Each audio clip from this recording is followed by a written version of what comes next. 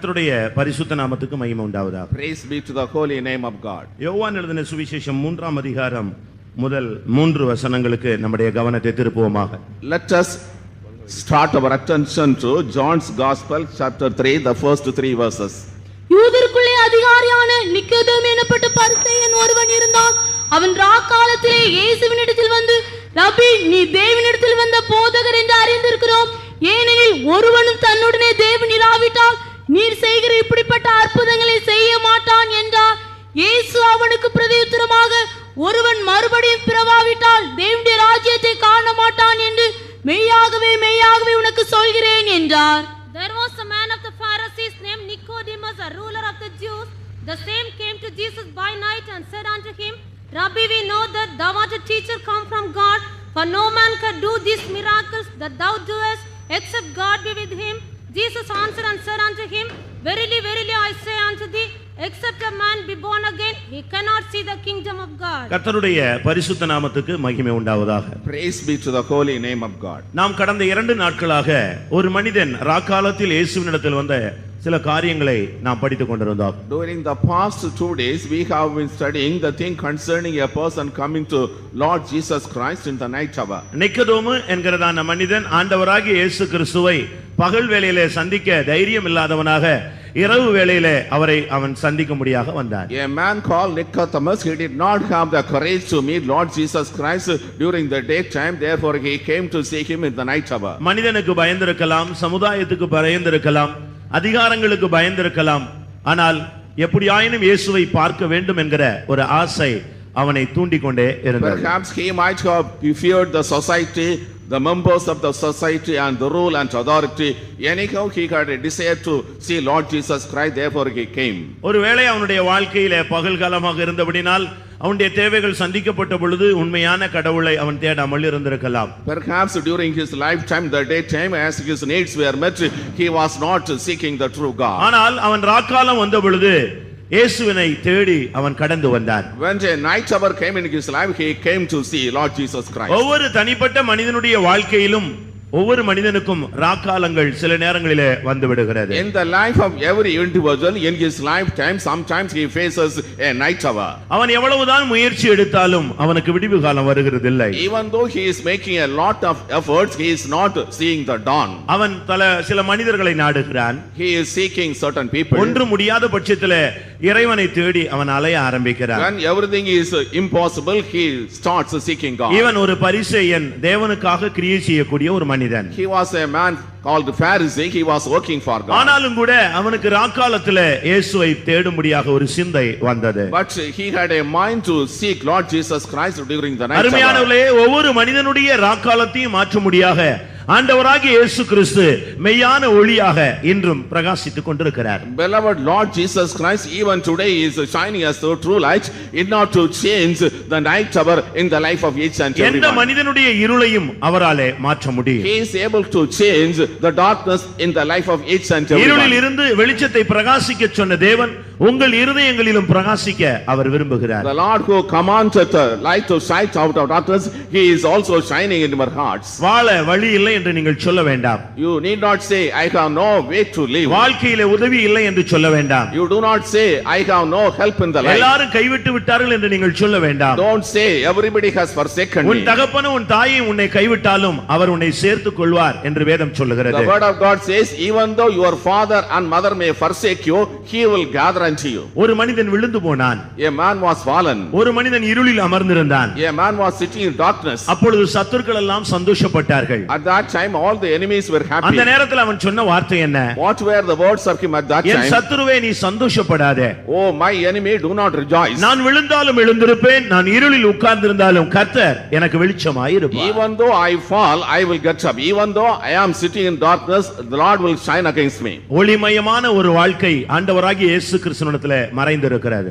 An illuminating life is hidden in Lord Jesus Christ. தனிப்பட்ட மனிதனுடைய ஒவ்வொருவருடைய வாழ்க்கையிலும் ராக்காலம் வருகிறது என்பதை நாம் சிந்தித்தோம். we meditated in the life of every individual. There is a night hour in his life. இந்த ராக்காலம் மாற ஒரு மனிதன் இயேசுவினிடத்திலே வந்தால் அவனுக்குள்ளே பல ஜென்மமான அவர் பிறப்புகளை ஆவிக்குரிய ஆன்மீக பிறப்புகளை இயேசு பேச ஆரம்பித்தார். When he came to see Lord Jesus Christ, the Lord Jesus started speaking to him about the various kinds of spiritual births. அற்புதங்களை தேடி இயேசுவை நாடி வந்த ஒரு மனிதனை பார்த்து இயேசு சொன்னார், நீ மறுபடியும் பிறவாவிட்டால் தேவனுடைய ராஜ்யத்தை நீ காண மாட்டாய் என்று பேசினார். The man came to Lord Jesus Christ seeking miracles from him, but the Lord started speaking to him, except you are born again, you cannot see the kingdom of God. அதை புரியாதவனாக அவன் மறுபடி கேள்வி கேட்ட பொழுது இயேசு சொன்னார், நீ ஜலத்தினாலும் ஆவியினாலும் பிறவாவிட்டால் தேவனுடைய ராஜ்யத்துக்குள்ளே பிரவேசிக்கவே மாட்டாய் என்று சொன்னார். When he was not able to understand that thing, Jesus Christ again spoke to him, except you are born of water and of the Spirit, you cannot enter the kingdom of God. தேவனுடைய ராஜ்யத்தை காண்பது ஒரு பகுதி. One portion is seeing the kingdom of God. தேவனுடைய ராஜ்யத்திலே பிரவேசிப்பது அடுத்த பகுதி.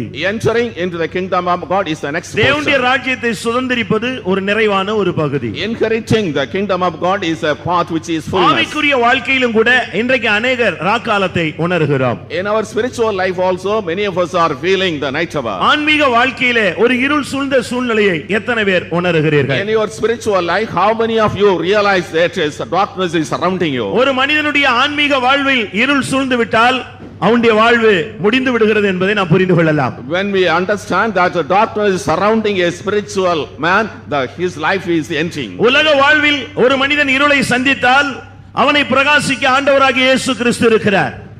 If in this world a man is going to meet Lord Jesus Christ, there is Jesus Christ to lighten his life. ஆனால் ஒரு மனிதனுடைய ஆன்மீக வாழ்வு இருள் சூழ்ந்து விட்டால் அவனை யார் பிரகாசிப்பது? But if there is darkness in the spiritual life of a man, who can shine him?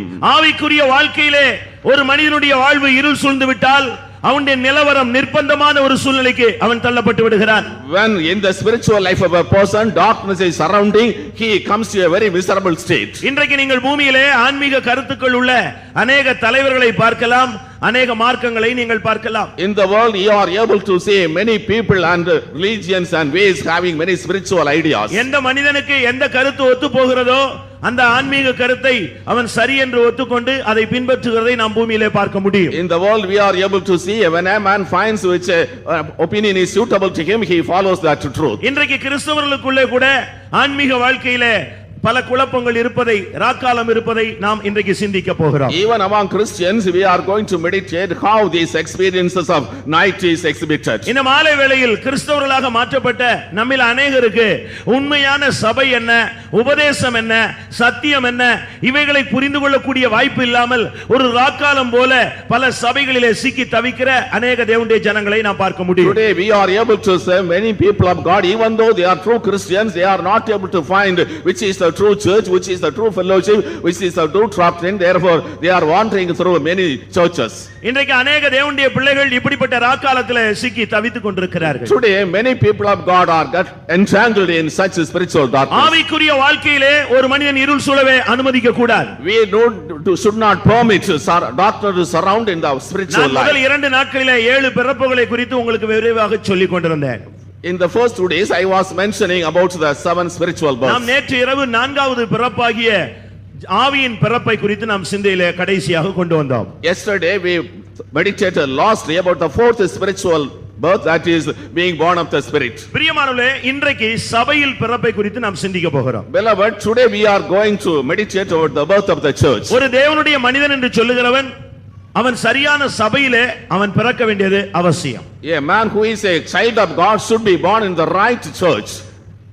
கலாத்தியர் 4ஆம் அதிகாரம் 26ஆம் வசனத்திலே பார்க்கும் பொழுது மேலான எருசலேம் நம் எல்லாருக்கும் தாயானவள் என்று சொல்லப்பட்டிருக்கிறது. In Galatians chapter 26 it is written, 26 chapter 4 verse 26, but Jerusalem which is above is free, which is the mother of us all. ஒரு மனிதன் அவன் கிறிஸ்துவை ஏற்றுக்கொண்டால் மட்டும் போதாது.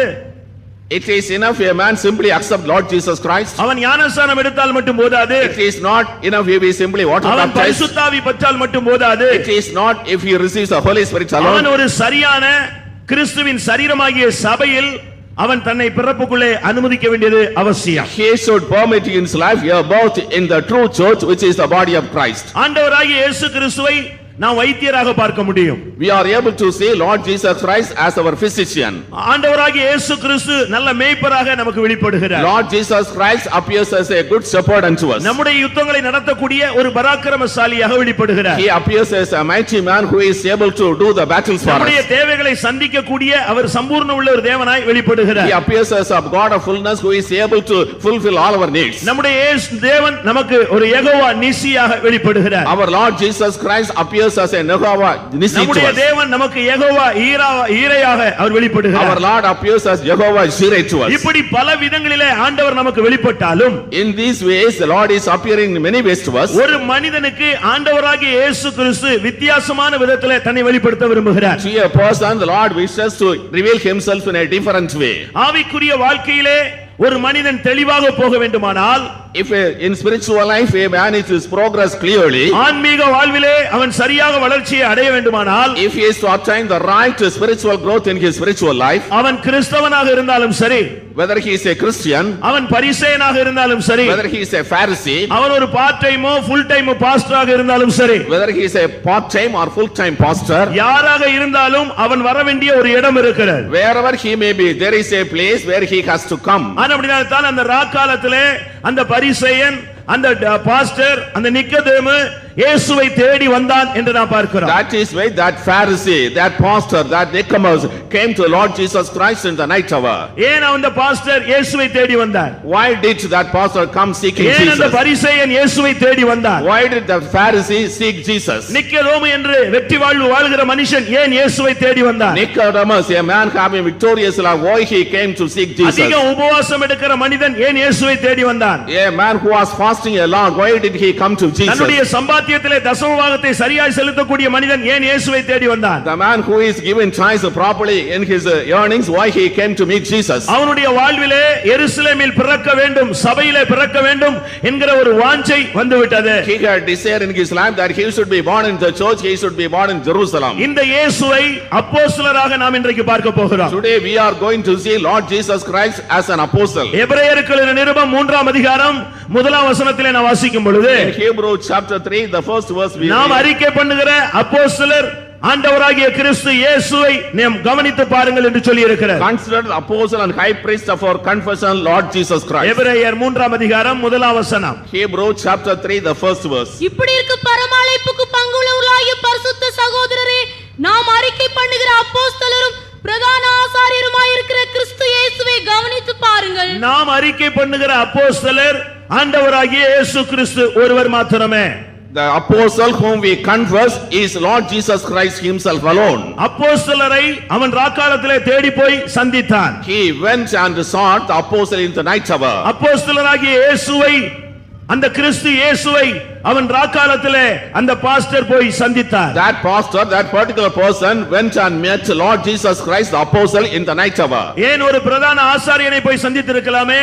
He might have gone and met a high priest. ஏன் ஒரு வேதபாரகரை அவர் சந்தித்திருக்கலாமே? He might have met a scribe. ஏன் லேவியர்களை போய் சந்தித்திருக்கலாமே? He might have met some other individual. தன்னை போல தெளிவு பெற்ற ஒரு பரிசேயனை போய் சந்தித்திருக்கலாமே? He might have met another Pharisee who had some clear ideas. ஆவிக்குரிய ராக்காலம் மாற வேண்டுமானால் அப்போஸ்தலராகிய இயேசுவை அவன் பார்க்க வேண்டியது அவசியம். If the spiritual darkness is to go, he has to see Lord Jesus Christ the apostle. ஆண்டவராகிய இயேசு கிறிஸ்து இந்த இடத்திலே தன்னை ஒரு அப்போஸ்தலராக வெளிப்படுத்த ஆரம்பிக்கிறார். In this place Lord Jesus Christ is revealing himself as an apostle. கிறிஸ்தவ வாழ்வின் ஒரு சரியான அஸ்திபாரமான ஒரு வாழ்க்கை என்றால் அப்போஸ்தல ஐக்கியம் என்பதை நாம் புரிந்து கொள்ள In வேண்டும். the Christian life we have to understand the right kind of beginning is the apostolic fellowship. மேலான எருசலேம் நம் எல்லாருக்கும் தாயானவள், அவளுக்கு நாம் பிறந்திருக்கிறோமா என்பதை நாம் சிந்தையிலே கொண்டு வர வேண்டியது We அவசியம். have to bring into our mind Jerusalem, which is the mother of all, are all we born in him. முதலாம் தெசலோனிக்கேயர் 2ஆம் அதிகாரம் 7ஆம் வசனம் 12ஆம் வசனத்திலே பார்க்கும் பொழுது அப்போஸ்தலனாகிய பவுல் சொல்லுகிறார், நான் தாயை போல செயல்பட்டேன், தகப்பனை போல செயல்பட்டேன் என்று சொல்லுகிறார். In 1 Thessalonians chapter 2 verse 7 we are able to read, St. Paul says, I behaved, acted as a father and a mother. 7ஆம் வசனத்திலே நான் தாய் போல் செயல்பட்டேன் என்று சொல்லுகிறார். In verse 7 he says, I functioned as a mother. 12ஆம் வசனத்திலே தகப்பனை போல நாங்கள் செயல்பட்டோம் என்று சொல்லுகிறார். In verse 12 he says, I functioned as a father. மற்றொரு இடத்திலே சொல்லும் பொழுது நான் உங்களை சுவிசேஷத்தினாலே பெற்றெடுத்தேன் என்று சொல்லுகிறார். In another place he says, I have begotten you through the gospel. அப்போஸ்தலர்கள் சபையினுடைய தாய் தகப்பனாக இருக்கிறார்கள். இந்த அப்போஸ்தல ஐக்கியத்திலே நீ ஜெனிப்பிக்கப்பட வேண்டியது அவசியம். The apostles are the father and mother of the church, therefore you should be born in this apostolic fellowship. அப்படியானால் உன்னுடைய ஆவிக்குரிய ராக்காலம் நீங்க ஆரம்பிக்கும். Only then your spiritual darkness will be gone from you. எல்லாரும் இன்றைக்கு பல இடங்களிலே ஞானஸ்நானம் எடுக்கிறதை நாம் பார்க்கலாம். Today we are able to see people being water baptized in பல many இடங்களிலே places. ஜனங்கள் ஜெபிக்கும் பொழுது ஆவியானவர் இறங்குவதை நாம் பார்க்கலாம். We see when the people are praying in various places, the spirit of God is descending. ஆனால் அந்த இடத்துல அப்போஸ்தலர்கள் இருக்கிறார்களா என்று தேடி பார்த்தால் அங்கே இல்லை. But when we examine whether apostles are there, we are not able to say there is no apostle there. சரியான சபையிலே நீங்கள் ஜெனிப்பிக்கப்பட வேண்டியது அவசியம். Beloved people of God, you should be born in the right church. அதனால தான் நான் சொன்னேன் நாம் அறிக்கை பண்ணுகிற அப்போஸ்தலர் ஆண்டவராகிய இயேசு கிறிஸ்து. That is why I said the apostle we confess is our Lord Jesus Christ. நான் ஒரு பாஸ்டர் என்று சொல்லிவிட்டு அவன் அப்போஸ்தலரை தேடாமல் விட்டு விடவில்லை. They are saying that he is a pastor, he did not stop seeking the apostle. நான் ஒரு பரிசேயன் என்று சொல்லி இயேசுவை தேடாமல் அவன் விட்டு விடவில்லை. Saying he is a Pharisee, he did not stop seeking Jesus Christ. அப்போஸ்தலராகிய அந்த இயேசுவை அவன் தேடி போய் சந்தித்து தன்னுடைய ராக்காலத்தை நீக்கும்படியாக வேண்டிக் கொள்கிறான். He sought the apostle Jesus Christ and met him in the light hour and prayed so that his night hour may be gone from his life. பிரியமானவர்களே, பலவிதமான ஊழியங்களுக்கு நாங்கள் எதிரானவர்கள் அல்ல. Beloved people of God, we are not against various kinds of ministries. மற்ற சுயாதீன பாஸ்டர்களுக்கும் நாங்கள் எதிரானவர்கள் அல்ல. We are not against the independent pastors. நாங்கள் எங்களுக்கு வெளியாக்கப்பட்ட சத்தியங்களை போதிக்க நாங்கள் கடமைப்பட்டிருக்கிறோம். We are duty bound to preach the things, the revelations which have been revealed to us. ஊழியங்களிலே வித்தியாசம் உண்டு, தேவன் ஒருவரே. God is one, but there are different kinds of ministries. அநேகரை ஆண்டவர் சுவிசேஷகர்களாக ஏற்படுத்துகிறார். The Lord is ordaining many people as evangelists. அநேகரை அவர் மேய்ப்பராக ஏற்படுத்துகிறார். He is ordaining many people as pastors. அநேகரை அவர் போதகராக He ஏற்படுத்துகிறார். is ordaining many people as teachers. அநேகரை அவர் சரியான விதத்திலே அவர்களை தீர்க்கதரிசிகளாக உருவாக்குகிறார். He is forming many people as prophets. ஆனால் ஒரு கூட்டத்தாரை அவர் அப்போஸ்தலராக ஏற்படுத்துகிறார் என்று வேதம் சொல்லுகிறது. The Bible says he is ordaining a group of people as apostles. பரிசுத்தவான்கள் தேவனுடைய ஜனங்கள் சீர்பொருந்த வேண்டுமானால் அந்த இடத்துல அப்போஸ்தலர் இருக்க வேண்டியது அவசியப்படுகிறது. For the perfection of the saints, for the perfection of the people of God, apostles are essential. ஜனங்கள் பரிசுத்தமாகும்படியாக சீர்படும்படியாக பரிசேயனை போய் பாருங்கள் என்று வேதத்திலே சொல்லவே இல்லை. In the Bible it is mentioned for the edification of the saints, for the sanctification of the saints, you go and see a Pharisee. தேவன் என்ன செய்கிறார்? What does God do? எபேசியர் 4ஆம் அதிகாரம் 12ஆம் வசனத்திலே பார்க்கும் பொழுது In Ephesians chapter 4 verse 12 we read, பரிசுத்தவான்கள் சீர்பொருந்து போட்டுட்டு கர்த்தர் சிலரை அப்போஸ்தலராக ஏற்படுத்தினார் என்று சொல்லி இருக்கிறார். For the perfecting of the saints he gave some as apostles we read. அதற்கு பின்பு போதகர் தீர்க்கதரிசிகள் பலர் இருக்கிறார்கள்.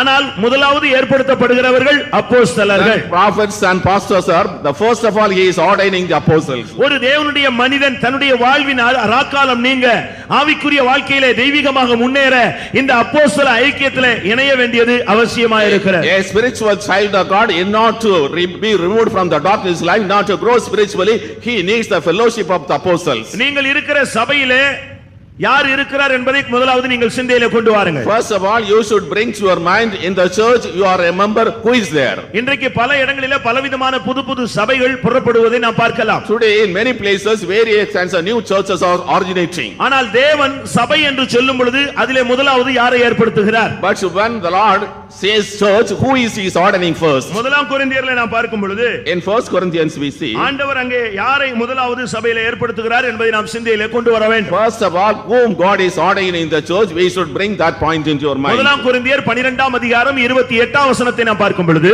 In 1 Corinthians chapter 12 verse 28 we see, வாசியுங்கள். read, தேவனானவர் சபையிலே முதலாவது அப்போஸ்தலரையும் தேவனானவர் சபையிலே முதலாவது அப்போஸ்தலரை ஏற்படுத்தினார் என்று சொல்லி இருக்கிறார். it is written, God has set in the church first apostles. பூமியிலே எந்த இடத்துல சபை இருந்தாலும் அந்த சபையிலே முதலாவது அப்போஸ்தலர் இருக்க வேண்டியது அவசியம். In the earth, wherever a church is found, in the church, first of all, the apostles should be found. நீங்கள் இருக்கிற பங்கெடுக்கிற கலந்து கொள்ளுகிற இந்த சபையிலே அப்போஸ்தலர்கள் இருக்கிறார்களா என்பதை நீங்கள் ஒரு விசை உங்களுடைய அறிவிலே கொண்டு வந்து பாருங்க. Once you have to bring into your mind and examine whether in the church when you are having fellowship are there apostles present. யார் அப்போஸ்தலர் என்று நான் உங்களுக்கு பின்னாக விளக்கமாக சொல்ல விரும்புகிறேன். Later I will illustrate who is an apostle. பிரியமானவர்களே, இந்த அப்போஸ்தலர் இருக்கிற சபையிலே ஒரு மனிதன் இருந்தால்தான் ஆவிக்குரிய ரீதியிலே அவன் சரியான விதத்திலே தெய்வீகத்தின் நிறைவை அடைய முடியும். Beloved, only when a person in the church where there is an apostle he can grow spiritually. மேலான எருசலேம் என்கிறதான அந்த தெய்வீக சபையிலே நீ ஒரு அங்கத்தினராய் இருந்தால் அந்த சபையிலே அப்போஸ்தலர் இருக்கிறார்களா என்பதை நீ சிந்தித்து பார். If you are a member of the church Jerusalem which is above, you have to examine whether apostles are present there. அந்த அப்போஸ்தலர்கள் தான் தாய் தகப்பன். Those apostles are father and mother. ஏசாயா தீர்க்கதரிசன புத்தகத்திலே நான் பார்க்கும் பொழுது ராஜாக்கள் உன்னை வளர்க்கும் தந்தைகளும் தாய்களுமாக இருக்கிறார்கள் என்று சொல்லி இருக்கிறார். In the prophetical books of Isaiah it is written, the kings shall be your nursing fathers and mothers. ஒவ்வொரு அப்போஸ்தலரும் ஜனங்களை வணங்கக்கூடிய தாய் தந்தைகளாக இருக்கிறார்கள். Each apostle is a father and mother who are bringing up the children. நீங்கள் கலந்து கொள்கிற சபையிலே இந்த அப்போஸ்தலர் இருக்கிறார்களா? Beloved, in the church you have fellowship or there apostles present. இந்த அப்போஸ்தலர் இல்லாவிட்டால் நீ அஸ்திபாரம் இல்லாத ஒரு இடத்துல இருக்கிறாய் என்பதை நீ இன்றைக்கு சிந்தையில கொண்டு வர வேண்டும். Today you have to bring into your mind, if there is no apostle in your church, you are not in the fellowship. ஒரு வீட்டுக்கு அஸ்திபாரம் இல்லாவிட்டால் எப்படி இருக்கும்? If there is no foundation for a house, what it would be? பரலோக ராஜ்யம் என்பது அஸ்திபாரம் உள்ள ஒரு நகரம் என்று சொல்லப்பட்டிருக்கிறது. The kingdom of God is called a city which is having foundations. எபிரேயர் 11ஆம் அதிகாரம் 10ஆம் வசனத்திலே பார்க்கும் பொழுது தேவன் தாம் கட்டி உண்டாக்கின அஸ்திபாரம் உள்ள நகரம் என்று சொல்லப்பட்டிருக்கிறது. In Hebrew chapter 11 verse 10 it is written, it is a city which is built by with the foundations of God. எபேசியர் 2ஆம் அதிகாரம் 19 20 21 22 வசனங்களை நாம் பார்க்கும் பொழுது Ephesians chapter 2 verses 19 20 21 22 அப்போஸ்தலர் தீர்க்கதரிசிகள் என்பவருடைய அஸ்திபாரத்தின் மேலே நீங்கள் கூட்டி கட்டப்பட்டு வருகிறீர்கள். அதற்கு இயேசு கிறிஸ்து தாமே மூலைக்கல்லாக இருக்கிறார் என்று சொல்லப்பட்டிருக்கிறது. You are built on the foundation of the apostles and prophets, and Jesus Christ himself is the chief cornerstone for it. பரலோக ராஜ்யத்திற்கும் அஸ்திபாரம் உண்டு, இந்த பூமியிலே காணப்படுகிற கிறிஸ்துவின் சரீரமாகிய சபைக்கும் அஸ்திபாரம் உண்டு. For the kingdom of God there is a foundation, even for the church, the body of Christ which is in there is a foundation. பிரியமானவர்களே, தேவனானவர் முதலாவது சபையிலே அப்போஸ்தலரை ஏற்படுத்தினாரே, நீங்கள் இருக்கிற சபையிலே இந்த அப்போஸ்தலராகிய அஸ்திபாரம் இருக்கிறதா என்பதை சிந்தையிலே கொண்டு வாருங்க. Beloved people of God, God has said first of all apostle in the church, but in the church in which you are a member, are there apostles present? You have to bring that point into your mind. ஒரு ஏழு மாடு கட்டடம் இருக்கிறது என்று வைத்துக் கொள்ளுங்கள், அஸ்திபாரமே இல்லாமல் அது நிக்கிறது என்றால் யாராவது அதிலே ஏறி போவார்களா? There is a 7-story building there, but if there is no foundation, will anyone be courageous to? இன்றைக்கு अनेक சபைகள் அஸ்திபாரம் இல்லாத சபைகளாக பிரகாசித்துக் கொண்டிருக்கிறது. Today many churches are shining without the foundation. இதற்கெல்லாம் என்ன சம்பவிக்க போகிறது? What is going to happen to them? மத்தேயு எழுதின சுவிசேஷம் 7ஆம் அதிகாரத்திலே பார்க்கும் பொழுது In Matthew's Gospel chapter 7 we read, ஒரு மனிதன் மணலின் மேல் அஸ்திபாரம் போட்டு தன்னுடைய வீட்டை கட்டி எழுப்ப ஆரம்பித்தான். a man has laid the foundation upon the stone and started building his house. அதே இடத்துல இன்னொரு மனுஷன் கன்மலையின் மேல அஸ்திபாரம் போட்டு தன்னுடைய வீட்டை கட்ட ஆரம்பித்தான். In the same place another man laid the foundation on the rock and started building his house. திடீரென்று பெருமழை பெய்தது, பெரிய காற்று வீச ஆரம்பித்தது. All of where the rain descended and the tempest blew. ஒரு பெரிய வெள்ளம் வந்து அந்த மணலின் மேல கட்டப்பட்ட வீட்டை தாக்கி அதை சேதப்படுத்தி இல்லாமலே ஆக்கிவிட்டது. The floods came but upon the house that was built upon the it was destroyed completely. ஆனால் அந்த மழை பெய்த பொழுது கன்மலையிலே அஸ்திபாரம் போடப்பட்டதான அந்த வீடு அப்படியே அது நிலைத்திருந்தது. அவன் புத்தியுள்ள மனுஷன் என்று இயேசு சொன்னார். But the house which was built upon the rock was able to be remaining firm. Lord Jesus spoke, he was a man having wisdom. மணலின் மேலே அஸ்திபாரம் போட்ட மனுஷனை புத்தியில்லாத மனுஷனுக்கு ஒப்பிடுவேன் என்று இயேசு பேசினார். Jesus spoke, the man who laid the foundation upon the stone is a fool. ரெண்டு பேரும் ஒரே மாதிரி பணத்தை செலவழித்தார்கள். Both of them spent money in the similar way. ரெண்டு பேரும் அதிகமாக தங்களுடைய நேரத்தை பயன்படுத்தினார்கள். Both of them spent a lot of time for it. தங்களுடைய முழு எனர்ஜியை அதற்காக செயல்படுத்தினார்கள். They spent their entire energy for it. எத்தனையோ வருஷம் கஷ்டப்பட்டு அதை கட்டி முடித்தார்கள். They toiled for many years and completed it. ஆனால் எல்லாவற்றுக்கும் ஒரு முடிவு போல அந்த சோதனை வந்து அமைந்தது. The trial came as an end for everything. கடைசியாக நிலைத்து நின்றது யார்? Finally what was found? அந்த கன்மலையின் மேலே அஸ்திபாரம் போடப்பட்டது. The foundation was laid upon the rock. வேதம் என்ன சொல்லுகிறது? What does the word of God say? அந்த கன்மலை ஞான கன்மலை ஆண்டவராகிய கிறிஸ்து இயேசு என்று சொல்லி இருக்கிறார். Lord Jesus Christ that God, our spiritual rock. அந்த இயேசு கிறிஸ்து அஸ்திபாரக்கல், அவர் ஒரு மூலைக்கல்லாக இணைக்கப்பட்டிருக்கிறார். Jesus Christ is the foundation stone, he is the cornerstone. அந்த கார்னர் ஸ்டோன்ல அந்த மூலைக்கல்லில் தான் அப்போஸ்தலர்கள் என்கிற அஸ்திபார கற்கள் இணைந்து கூட்டி கட்டப்பட்டு வருகிறது. Upon the cornerstone only the foundations of apostles and prophets is laid. அந்த அஸ்திபார கற்களுக்கு மேலே மாளிகை முழுவதும் கூட்டி விசுவாசிகளாக இணைந்து அது கட்டப்பட்டு வருகிறது. Upon the foundations it is built as a mansion with the help of the believers upon it. இயேசு எந்த சூழ்நிலையிலே இந்த அஸ்திபாரம் இல்லாத தன்மையையும் அஸ்திபாரம் உள்ள தன்மையும் பேச ஆரம்பித்தார். Upon which situation Lord Jesus spoke about the foundation state and the foundation less state. அதற்கு முன்பாக உள்ள வேத வசனங்களை நீங்கள் உங்களுடைய கவனத்தை திருப்பி பாருங்கள். You turn your attention the verses that are before it. ஒரு மனிதன் வந்து இயேசுவிடத்தில் சொன்னான், ஆண்டவரே உம்முடைய நாமத்திலே நாங்கள் பிசாசுகளை துரத்தினோம். A man came to Lord Jesus said, we have cast devils in your name. இன்னொருவன் சொன்னான், உம்முடைய நாமத்திலே நாங்கள் தீர்க்கதரிசனத்தை சொன்னோம். Another man said, in your name we have prophesied. உம்முடைய நாமத்திலே அற்புதங்களை செய்தோம். In your name we did miracles. இதையெல்லாம் கேட்டுவிட்டு இயேசு சொன்னார், அக்கிரமை செய்கைக்காரரே நான் உங்களை அறியேன் என்று சொல்லிவிட்டார். Hearing all these things Jesus spoke, you that workers of iniquity depart from me. தீர்க்கதரிசனம் சொன்னது தப்பா? Is it wrong that they prophesied? பிசாசுகளை துரத்தினது தவறா? Is it wrong that they cast away devils? அற்புதங்களை செய்தது தவறா? Is it wrong that they did miracles? பிரியமானவர்களே, ஏன் இயேசு உங்களை அறியேன் என்று சொல்லிவிட்டார்? Why beloved Jesus spoke, I do not know you? எல்லாம் இயேசுவின் நாமத்தில் தான் நடந்து கொண்டே இருந்தது. Everything was happening in the name of Jesus only. ஆனால் அதிலே என்ன நடந்தது? But what happened in it? அங்கே அஸ்திபாரம் இல்லை. There was no foundation. அதனால் தான் இயேசு சொன்னார், நான் உங்களை அறியேன். That is why Jesus said, I do not know you. கர்த்தாவே கர்த்தாவே என்று சொல்லுகிறவன் தேவனுடைய ராஜ்யத்திலே பிரவேசிப்பதில்லை. என் பிதாவின் சித்தத்தின்படி செய்கிறவன் எவனோ அவனே அதிலே பிரவேசிப்பான் என்று சொல்லிவிட்டு தான் அஸ்திபாரம் உள்ளதான வீடு, கன்மலை இல்லாவிட்டால் மணல், இதை குறித்து இயேசு பேசினார். He who says Lord, Lord shall not enter the kingdom of God, but who does the will of God alone will enter the kingdom of God. Saying this, he said to the parable about the rock and sand. நீங்கள் வருட கணக்காக ஒரு சபைக்கு காணிக்கையை நீங்கள் வாரி வழங்கி கொண்டிருக்கலாம். Perhaps you may be giving a lot of offerings to a particular church. வருட கணக்காக நீங்கள் ஊழியம் என்கிற பெயரிலே ஒரு சபையில இணைக்கப்பட்டிருக்கலாம். Perhaps you may have been appointed church for many years in the name of a பிரியமானவர்களே, pastor. அஸ்திபாரம் இருக்கிறதா?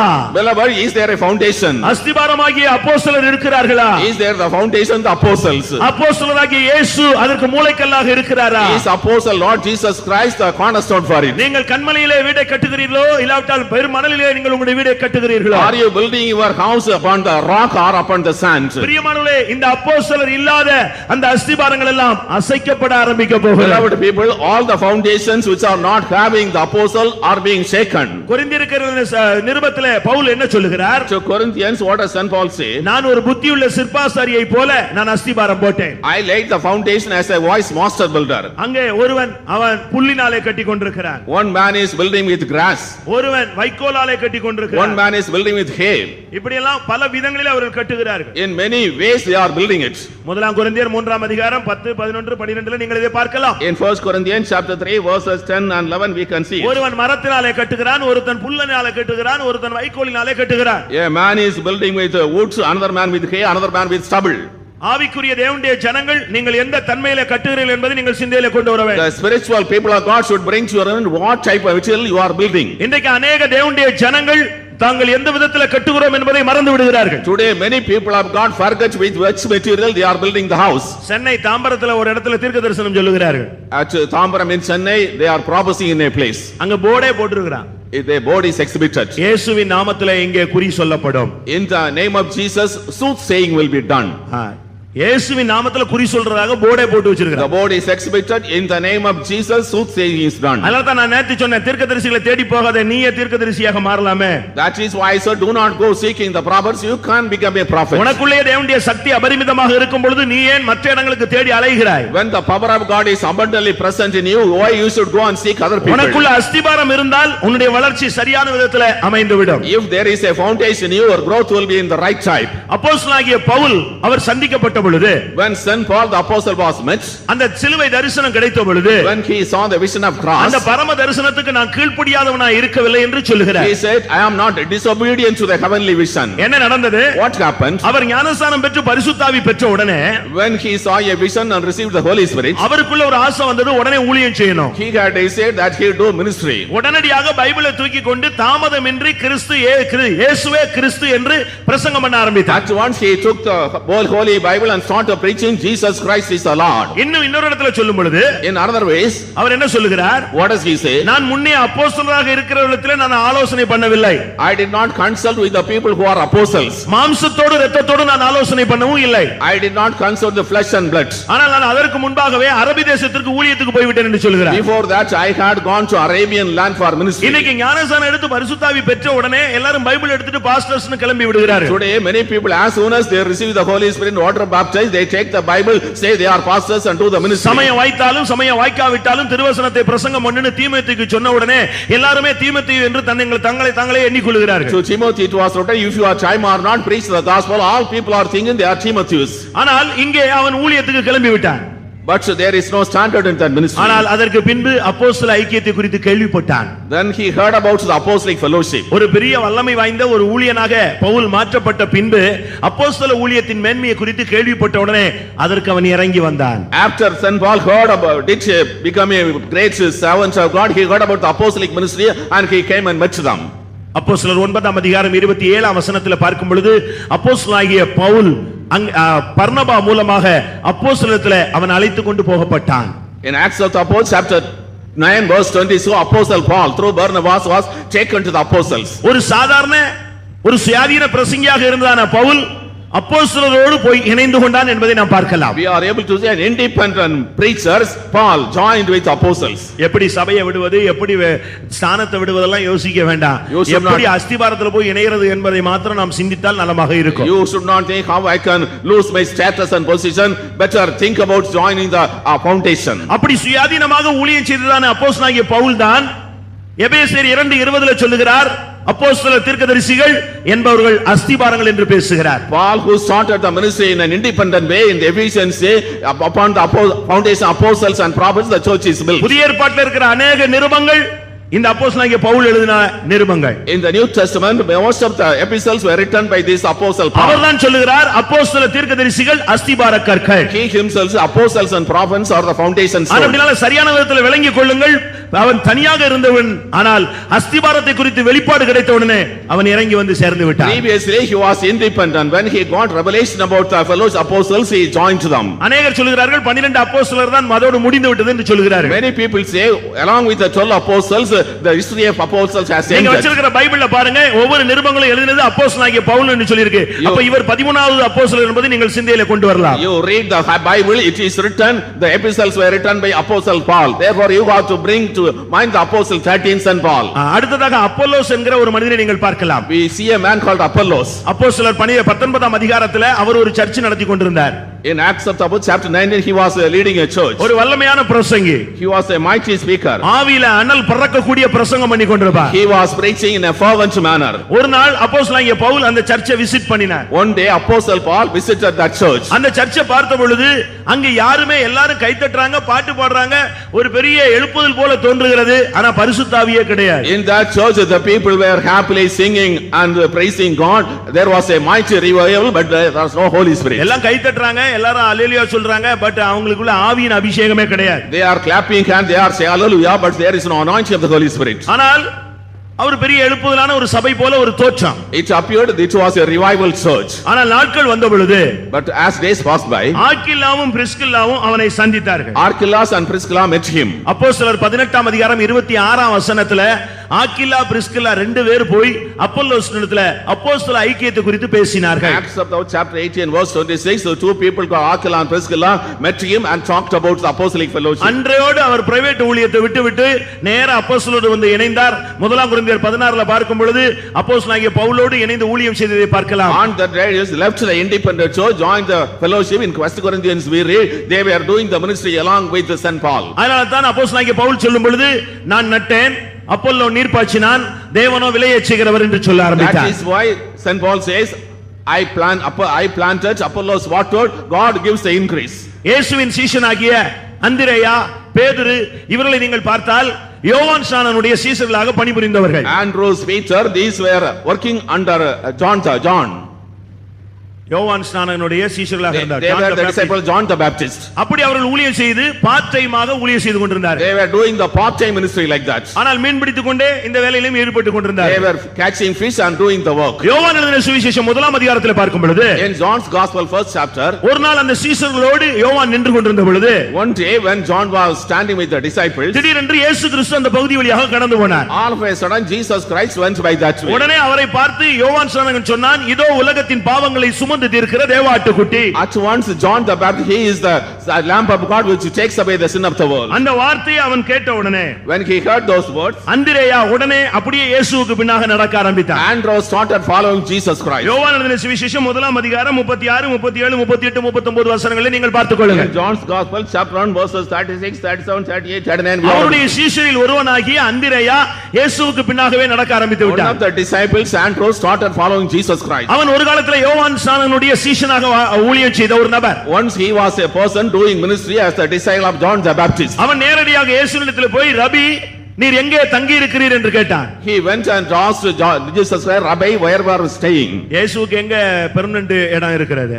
Was there a permanent place for Jesus Christ? ஒரு மனிதன் வந்து இயேசுவை நான் உம்மை பின்பற்றி வருவேன் என்று கேட்டான். One person told Jesus Christ, I want to follow நீர் you. எங்கே போனாலும் உம்மை பின்பற்றி வருவேன். Wherever you go, I will follow you. இயேசு சொன்னார், நரிகளுக்கு குழிகள் உண்டு, Jesus, the foxes have holes, பறவைகளுக்கு கூடு உண்டு, the birds have nests, மனுஷகுமாரனுக்கோ தலை சாய்க்க இடமில்லை என்று சொன்னார். but the Son of Man has nowhere to lay his head. அதை கேட்ட உடனே அப்படியே அவன் பின்வாங்கி போனான் என்று நாம் பார்க்கலாம். Hearing that, he turned back, we read. இந்த அந்திரேயா வந்து கேட்ட பொழுது When this Andrews came and asked, இயேசு சொன்னார், நீ வந்து பார் என்று சொன்னார். Jesus, oh, come and see. அந்த ஒரே ஒரு இரவு அந்த அப்போஸ்தலனாகிய இயேசுவோடு அவன் தங்கி இருந்தான். For only one night he went and stayed with Jesus Christ the apostle. அந்த ஒரு நாள் தங்கிவிட்டு After staying for one day, அடுத்த நாள் அவன் புறப்பட்டு போகும்பொழுது பேதுருவை பார்த்தான்.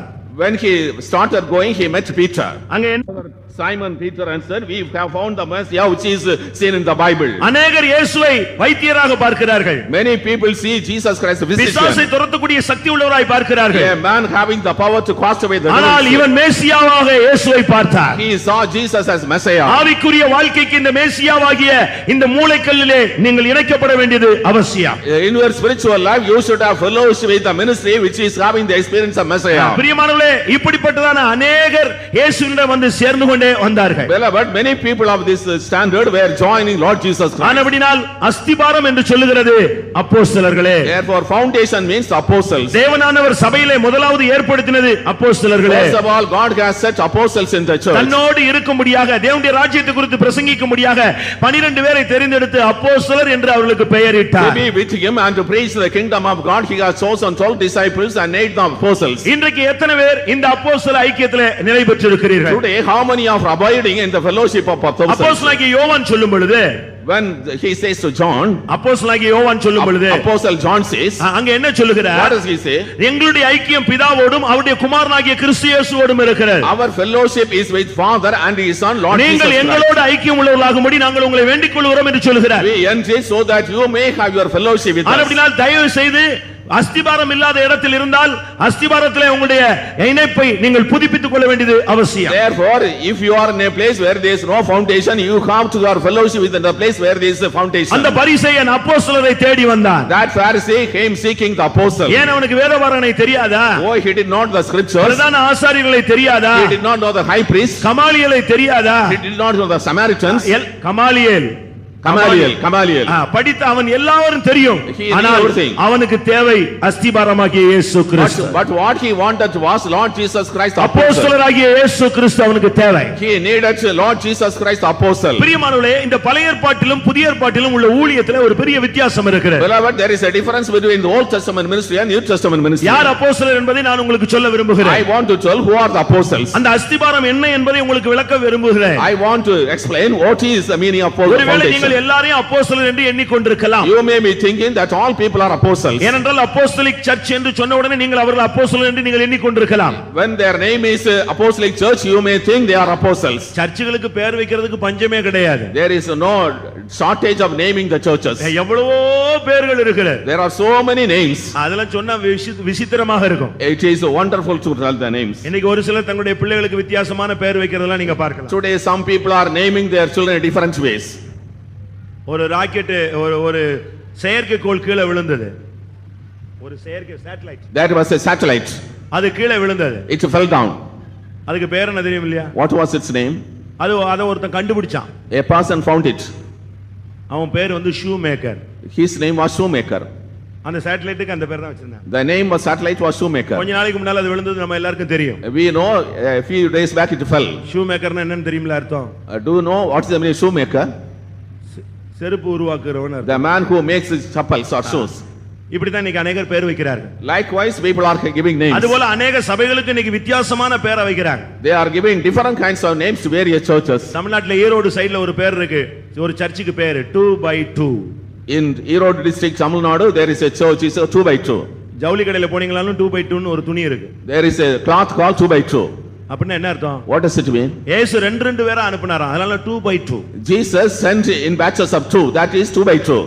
இன்னொரு இடத்துல இருக்கு சுய ரத்தத்தினாலே சம்பாதிக்கப்பட்ட சபை, blood bought bank church. The church which has been gained by the blood of Jesus. இப்படிலாம் பல விதங்கள் இருக்கு.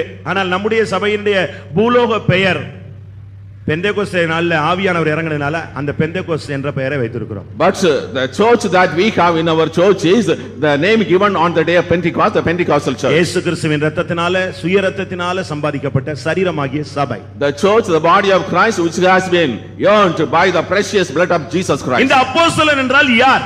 Who are the apostles? அப்போஸ்தலர் அஸ்திபாரம் இதெல்லாம் சொல்லிக்கொண்டே இருக்கிறோமே. யார் இந்த அப்போஸ்தலர்கள்? We say apostle and foundation. Who are the apostles? பிரியமானவர்களே, பழைய ஏற்பாட்டிலே ஆரோனுடைய முறைமையில ஒரு ஊழியம் செயல்பட்டு கொண்டிருந்தார். Beloved, in the Old Testament there was a ministry after the order of Aaron. அவனுக்கு மனைவி இருந்தாள். He had wife. அவனுக்கு பிள்ளைகள் இருந்தார்கள். He had children. அதுல ஒரு ஆள் பிரதான ஆசாரியனாக இருப்பான். One was a high priest. அவர் இறந்த உடனே அவருடைய பிள்ளையில ஒரு ஆள் அந்த போஸ்டுக்கு வந்து விடுவார். After his death, one of his son will come to that post. இப்படிப்பட்டதான ஒரு ஆரோனுடைய குடும்ப வாரிசான ஒரு ஊழியம் பழைய ஏற்பாட்டிலே செயல்பட்டு கொண்டிருந்தது. There was a ministry in the Old Testament which was doing the ministry as a family. அந்த ஊழியம் மனிதனை பூர்ணப்படுத்த முடியவில்லை என்று எபிரேயர்களின் நிருபத்திலே நாம் வாசிக்கிறோம். In the epistle to Hebrews we read that ministry could not bring man to perfection. பழைய ஏற்பாட்டு ஊழியம் பழைய ஏற்பாட்டு பிரமாணம் மனுஷனை பூர்ணப்படுத்தவில்லை. The Old Testament ministry, the laws of the Old Testament could not bring man to perfection. அதனாலே தேவன் புதிய ஏற்பாட்டிலே மெல்கிசேதேக்கின் முறைமையின்படி ஒரு ஊழியத்தை ஏற்படுத்தினார். Therefore the New Testament God has ordained a ministry after the order of Melchizedek. பழைய ஏற்பாட்டில் உள்ள முறைமைப்படி லேவியன் இல்லாவிட்டால் ஆசாரியன் அவன் லேவி கோத்திரத்தில் உள்ளவன் மாத்திரம் தான் ஊழியத்திலே ஏற்பட முடியும். In the Old Testament order only Levites and their family members can become part of the ministry. ஆனால் அது ஒரு மனிதனை பூர்ணப்படுத்தவில்லை.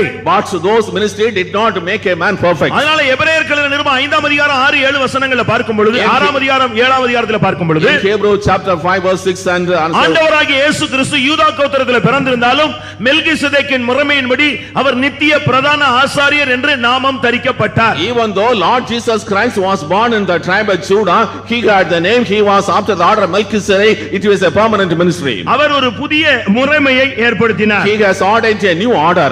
எபிரேயர் 5:10 நாம் இந்த வசனத்தை நாம் பார்க்க முடியும். In Hebrews chapter 5 verse 10 we are மெல்கிசேதேக்கின் முறைமை என்கிற ஒரு புதிய ஏற்பாட்டு முறைமையை ஏற்படுத்தி இயேசு கிறிஸ்து அதற்கு நித்திய பிரதான ஆசாரியராக நியமிக்கப்பட்டார். He has made a new order, Melchizedek order, and Jesus Christ became the chief priest of that order. அப்போஸ்தல ஊழியம் என்பது மெல்கிசேதேக்கின் முறைமையின்படி ஏற்படுத்தப்பட்ட ஊழியம். Apostolic ministry is the ministry which has been ordained after the order of Melchizedek. இந்த மெல்கிசேதேக்கின் முறைமை என்றால் என்ன?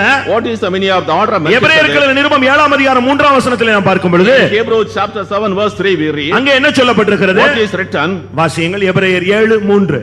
Chapter 7 verse 3 Hebrews. இவன் தகப்பனும் தாயும் வம்ச வரலாறு இல்லாதவன், இவன் நாட்களின் துவக்கமும் ஜீவனின் முடிவும் உடையவனாயிராமல் தேவனுடைய குமாரனுக்கு ஒப்பானவனாய் என்றென்றைக்கும் ஆசாரியனாக நிலைத்திருக்கிறான். வேதம் என்ன சொல்லுகிறது? What does the Bible say? புதிய ஏற்பாட்டு ஊழியம் என்பது மெல்கிசேதேக்கின் முறைமையின்படி உள்ள ஊழியம். The New Testament ministry is the ministry after the order of Melchizedek. தாயும் தகப்பனும் இல்லாதவன், Without father and without mother. அடுத்து வம்ச வரலாறு இல்லாதவன். Without 26 when Jesus was speaking. யாதொருவன் என்னிடத்தில் வந்து தன் தகப்பனையும் தன் தாயையும் தன் மனைவியையும் தன்னுடைய பிள்ளைகளையும் தன்னுடைய சகோதரனையும் தன்னுடைய சகோதரிகளையும் தன்னுடைய ஜீவனையும் வெறுக்காவிட்டால் எனக்கு சீஷனாய் இருக்க மாட்டான். Whoever comes unto me and does not hate his father, mother, brother, sister and hate all his possessions, he cannot be my disciple. எல்லாவற்றையும் வெறுத்தவனாக இருக்க வேண்டும். He should be a person hating everything. மத்தேயு 19:27 இன்படி எல்லாவற்றையும் விட்டவனாக இருக்க வேண்டும். According to Matthew chapter 19 verse 20, he should have given up புதிய ஏற்பாட்டு ஊழியன், அப்போஸ்தலன், அஸ்திபாரக்கல்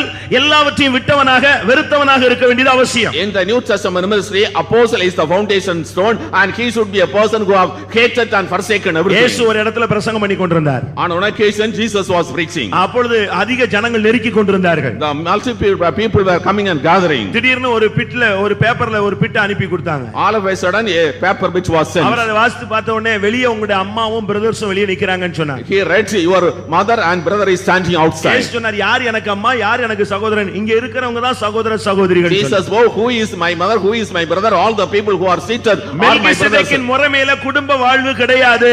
In the order of the Melchizedek there is no family descent. அவன் தாயும் தகப்பனும் இல்லாதவன், வம்ச வரலாறு இல்லாதவன் என்று சொல்லி இருக்கிறார். He is without father and mother and without descent, it is written. இன்னும் சரியாக சொல்ல போனால் இது ஒரு அன்னக ஊழியம். It is a ministry of eunuch standard. ஏன்னா மத்தேயு 19:11-12 வசனங்களிலே நாம் பார்க்கும் பொழுது In Matthew's Gospel chapter 19 verses 11 தன் தாயின் வயிற்றிலே அன்னகர்களாய் பிறந்தவர்கள் உண்டு.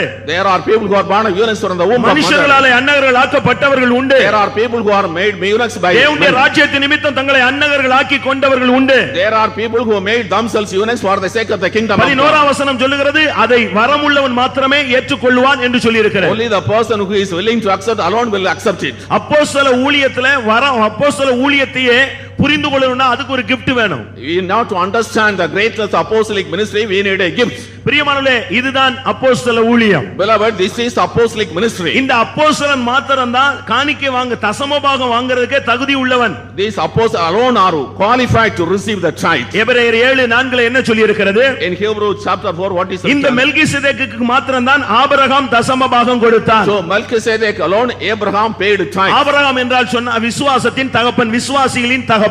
Abraham is the father of the believers. ஒரு விசுவாசியினுடைய தசமபாகம் இந்த மெல்கிசேதேக்கின் முறைமையின்படி உள்ளவனுக்கு தான் கொடுக்கணுமே தவிர மற்ற யாருக்கும் கொடுத்தால் அது அங்கீகரிக்கப்படாது. The tithe of believers should be given to a servant of God who is after the order of Melchizedek. If not, it will not be accepted. வேதம் என்ன சொல்லுகிறது? What does the Bible say? தண்டில் சேவகம் எழுதி கொண்ட எவனும் பிழைப்புக்கு அடுத்த அலுவல்களில் சிக்கிக் கொள்ளக் கூடாது. Any man who is joining in the soldiers or bands should not entangle in the livelihood matters. அப்படினால இந்த புதிய ஏற்பாட்டு ஊழியம் என்பது அப்போஸ்தல ஊழியம், இது அன்னக ஊழியம், இது மெல்கிசேதேக்கின் முறைமையின்படி உள்ள ஊழியம், இதுதான் அப்போஸ்தலர் அந்த அஸ்திபார கற்கள். The New Testament ministry is apostolic ministries, is the eunuch ministries. It is a life by which you have the foundation of the apostles. இந்த அப்போஸ்தல ஐக்கியத்தில் நீங்கள் இருக்கிறீர்களா?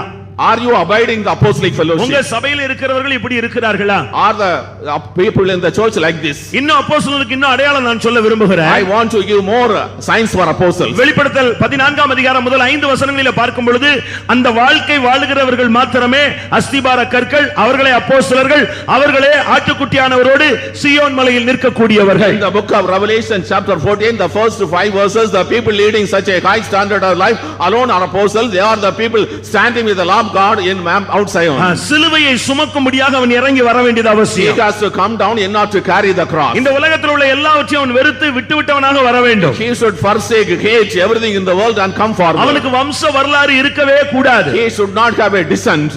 அவனுக்கு எந்த விதத்திலே ஒரு பின் சந்ததியே கிடையாது, இருக்க கூடாது. He has no future generation. இன்னைக்கு சர்ச் இருக்கிறது. Today church is there. அவர் காலத்துக்கு பிறகு அவருடைய ஃபேமிலியில் உள்ளவரே ஒரு சர்ச்சை எடுத்து நடத்த ஆரம்பிச்சிருவார். After his demise, another member of the family starts a big church. சென்னையில ஒரு ஃபேமஸ் சர்ச் இருக்கிறது.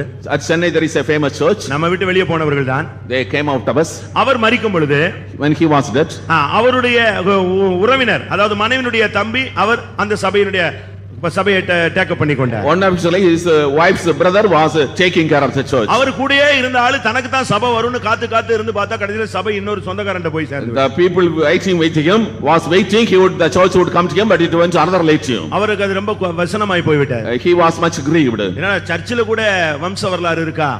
Even though they are impartial in அரசியல்ல தான் வாரிசுன்னு சொன்னா சபையிலயும் வாரிசு இருக்கா? in the politics there is heir, even in the church there is heir. வம்ச வரலாறே கிடையாதுன்னு இருக்கு, இங்க எல்லாம் வரிசையா வம்ச வரலாறு வந்து கொண்டிருக்கிறது.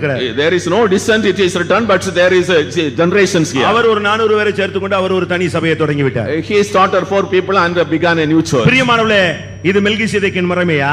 Beloved, is this the order of Melchizedek? மெல்கிசேதேக்கின் முறைமை அன்னக முறைமை, அது அப்போஸ்தலர்கள், அதுல வம்ச வரலாறு தாய் தகப்பன் எந்த விதமான உறவும் கிடையாது. In the order of Melchizedek, they are eunuchs, they are apostles, they have no descent, they have no future generation. இந்த அன்னக ஊழியத்தை குறித்து ஏசாயா 56:4-5 இயேசு பிறப்பதற்கு 700 வருடங்களுக்கு முன்பாகவே ஏசாயா தீர்க்கதரிசி தெளிவாக சொல்லி வைத்திருக்கிறார். In the book of Isaiah chapter 56 verse 4-5, before the birth of Jesus Christ 700 years back, he has clearly spoken about this ministry. அந்த அன்னகர்களுக்கு தேவன் விலையேற பெற்ற உன்னதமான ஒரு இடத்தை ஆயத்தப்படுத்தி வைத்திருக்கிறார் என்று சொல்லி இருக்கிறார். It is written, Lord has prepared a lofty, exalted place for these eunuchs. உபாகமம் 33ஆம் அதிகாரத்தில் பார்க்கும் பொழுது பழைய ஏற்பாட்டிலேயே தாய் தகப்பனை பாராமல் சகோதரன் சொல்லை கேளாமல் இருக்கிறவன் வசமாகத்தான் ஊரீம் தும்மீம் இருக்க வேண்டும் என்று ஆண்டவர் கட்டளையிட்டிருக்கிறார். In the book of Deuteronomy chapter 33, Lord has commanded Urim and Thummim should be by the person who does not see the father and mother. உபாகமம் 33:8-9 நீங்கள் இந்த வசனத்தை நீங்கள் படித்துக் கொள்ளலாம். Deuteronomy chapter 33 verses 8 and 9. அப்படினால நீங்கள் இந்த ஊழியத்தின் தன்மையை புரிந்து கொள்ளுங்கள். You should know the nature of the ministry. ஒரு இடத்துல ஒரு ஆள் உதவி கேட்கும்படியாக வந்தார். One person came to get a help. நான் அவருக்கு பணத்தை கொடுத்தேன். I gave him money. ஏதோ பிள்ளைகளுக்கு ஸ்கூலுக்கு புக் இல்லாம இருக்கிறோம், கஷ்டப்படுறாங்க அப்படின்னு சொன்னாரு. ஒரு 100 ரூபாய் கொடுத்தோம். He said to his children are suffering without books to go school. I gave 100 rupees. கேட்கிற எவனுக்கும் கொடுன்னு சொல்லி இருக்கிறாரு. கேட்கிற எவனுக்கும் கொடு. Whoever asks you him, it is returned. உடனே அவர் ஒரு ஜெபத்தை பண்ண ஆரம்பிச்சிட்டார். When he started praying, ஆண்டவரே பாஸ்டரை ஆசீர்வதியும், பாஸ்டர் அம்மாவை ஆசீர்வதினாரு. Lord bless pastor and bless pastor's wife. Pastor அம்மா, பாஸ்டர் வைஃப்னா அது ரொம்ப டீசன்ட். Pastor madam. எனக்கு ஒண்ணும் புரியல. நான் முடிஞ்ச உடனே ஹலோ எங்க ஊழியத்தை பத்தி உனக்கு ஏதாவது தெரியுமாயான்னு கேட்டேன். I did not understand. I asked him, do you know anything about the ministry? ஆமா இது பெந்தேகோஸ்தே ஊழியம், நான் வேற ஊழியம் நினைச்சிட்டேன்.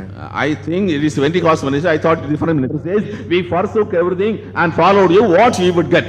மெல்கிசேதேக்கு அந்த முறைமையின்படி வம்ச வரலாறு இல்லாத ஒரு வாழ்க்கையை வாழ்ந்து காட்டினார். He lived a life up to the order of Melchizedek without descent.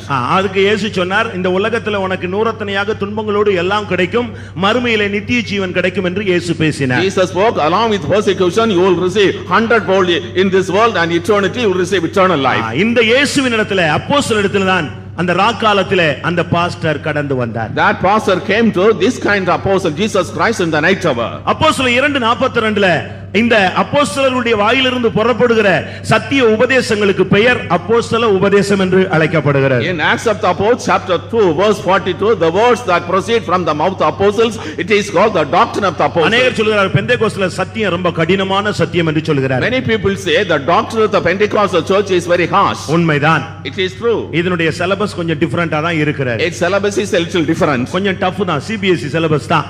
It is difficult because CBSE syllabus. ஆனால் உங்களை ஸ்டாண்டர்ட் லைஃப்க்குள்ள கொண்டு போகும்படியாக பிரயாசப்படுகிறோம். But we are striving so that you may brought to a life of standard. உபதேசம் என்பது சட்டம். The doctrine is the law.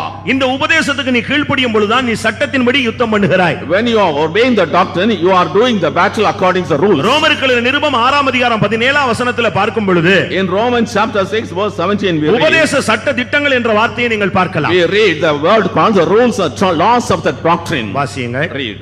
முன்னே நீங்கள் பாவத்திற்கு அடிமைகளாயிருந்தும் இப்பொழுது உங்களுக்கு ஒப்புவிக்கப்பட்ட உபதேச சட்டத்திற்கு நீங்கள் மனப்பூர்வமாய் கீழ்ப்படிந்ததினாலே தேவனுக்கு ஸ்தோத்திரம். அப்படினா என்ன அர்த்தம்? What's the meaning of it? உபதேசம் என்பது ஒரு சட்டம்.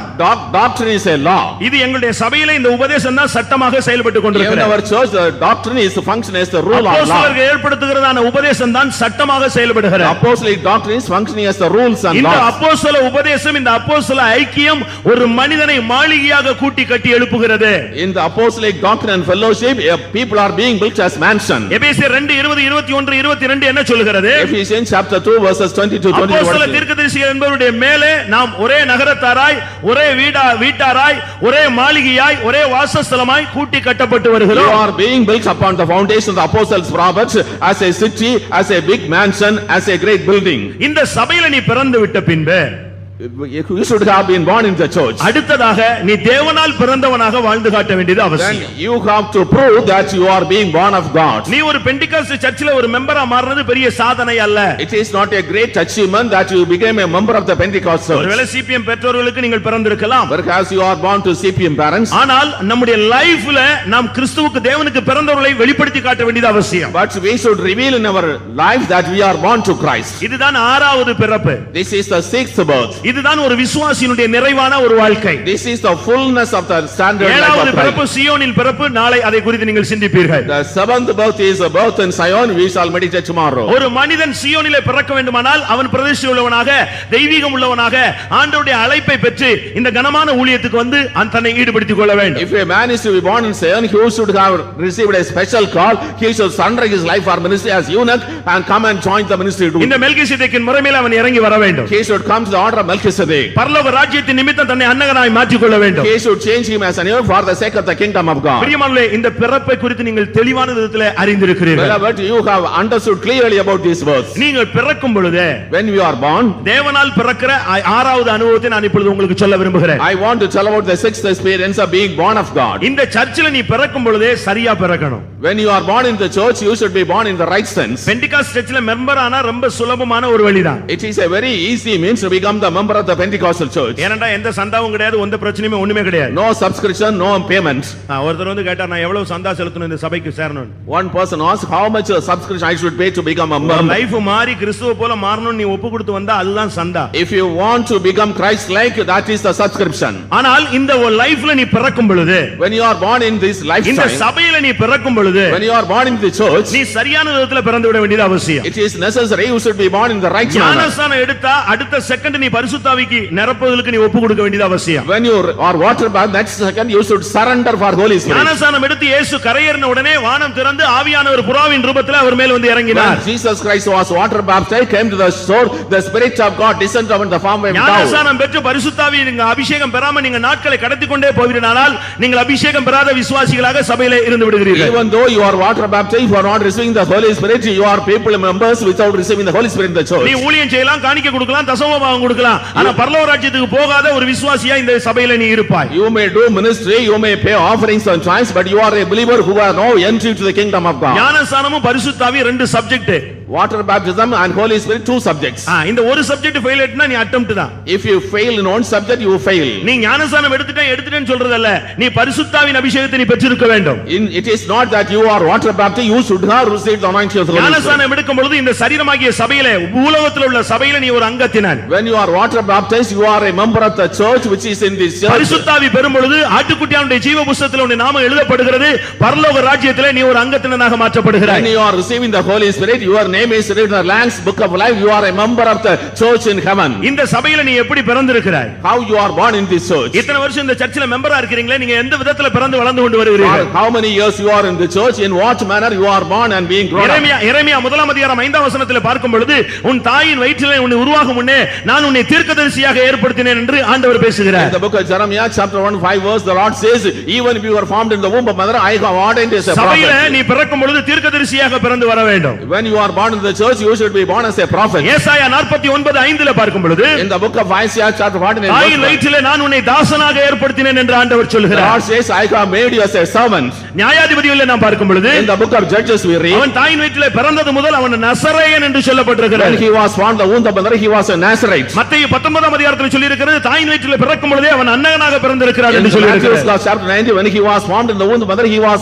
born as a eunuch. இந்த சபையில நீ பிறக்கும் பொழுதே ஒரு தீர்க்கதரிசியாக, ஒரு தாசனாக, ஒரு சீயோனின் அழைப்பு உள்ளவனாக, எருசலேமின் வெளிப்பாடு உள்ளவனாக நீ இந்த சபையிலே உருவாக்கப்பட வேண்டும். When you are born in the church, you should be born as a prophet, you should be born as a person having high high collar of Zion, and you should be born as a eunuch. இந்த சர்ச்சுக்கு நீ ஒரு சாதாரண member தேவையே கிடையாது. We don't want ordinary members in the நீ church. இந்த சர்ச்சில ஒரு குருடனாக பிறந்து விட கூடாது. You should not be born as a blind man in the நீ இந்த church. சர்ச்சில ஒரு சப்பானியாக பிறந்து விட கூடாது. You should be not born as a cripple in the church. இன்னைக்கு अनेक சர்ச்சுகள்ல இப்படி தாயின் வயிற்றில பிறக்கும் பொழுதே சப்பானிகளாக குருடர்களாக ஊனமுள்ளவர்களாக अनेகர் சபையில பிறந்து விடுகிறபடினால சபையில எழுப்புதல் இல்லை.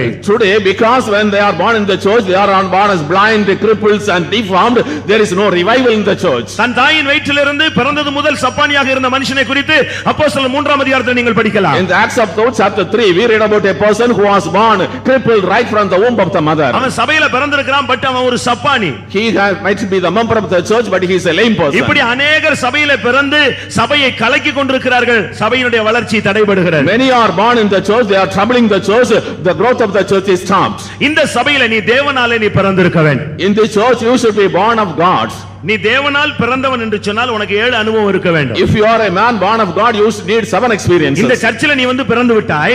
You are born in the church. அடுத்து நீ 7 விதமான குணாதிசயங்களை வெளிப்படுத்தக்கூடியவனாய் வாழ்ந்து காட்ட வேண்டும். You should live leading, revealing 7 kinds of characteristics. இன்னைக்கு இதெல்லாம் இருக்கான்னு கொஞ்சம் அனலைஸ் பண்ணி பாருங்க தயவு செய்து. Please analyze whether you have all these characteristics. இதெல்லாம் இல்லாவிட்டா ஒரு மனிதன் பரலோக ராஜ்யத்துக்கு போக முடியாது. If you are not possessing these characteristics, you cannot go to the kingdom of God. தேவனால் பிறப்பதுதான் ஒரு விசுவாசியின் பூரணம் என்று அடிக்கடி நான் சொல்லி வருகிறேன். I very often used to say that 7 characteristics are fullness of a believer. தேவனால் பிறந்தவனை எப்படி பார்க்க முடியும்? How we can see that he is born of God? ஒரு சில பிள்ளைகளை பார்த்த உடனே இன்னாருடைய பிள்ளை என்பதை சாயலை வைத்தே கண்டுபிடித்து விடலாம். When we look at the face of a child, we are realizing that he is the father or son of a such person. நீ இன்னாருடைய பையனா உன் சாயல் அப்படி தெரியுதே அப்படினு சொல்லி விடுவாங்க. Are into the son of this person, your counter say form so அதுபோல that. உன்னை பார்த்த உடனே நீ தேவனால பிறந்தவன் என்று எல்லாரும் சொல்ல வேண்டும். When you are looked at, all others should say you are born of God. இன்றைக்கு நம்மில் எத்தனை பேர் எப்படி இருக்கிறோம்? Today, how many of us are in which standard? முதலாம் யோவான் 2ஆம் அதிகாரம் 29ஆம் வசனத்திலே பார்க்கும் பொழுது நீதி செய்கிற எவனும் தேவனால் பிறந்திருக்கிறான் என்று சொல்லி இருக்கிறார். In 1 John we read anybody who is true righteousness is born of God. 1 யோவான் 2ஆம் அதிகாரம் 29ஆம் வசனத்திலே நாம் இந்த வார்த்தையை 1 பார்க்கலாம். John chapter 2 verse 29 we read this verse. ஒரு தேவனுடைய பிள்ளை என்று சொல்லுகிறவன் விசுவாசியாக மாற்றப்பட்ட பின்பு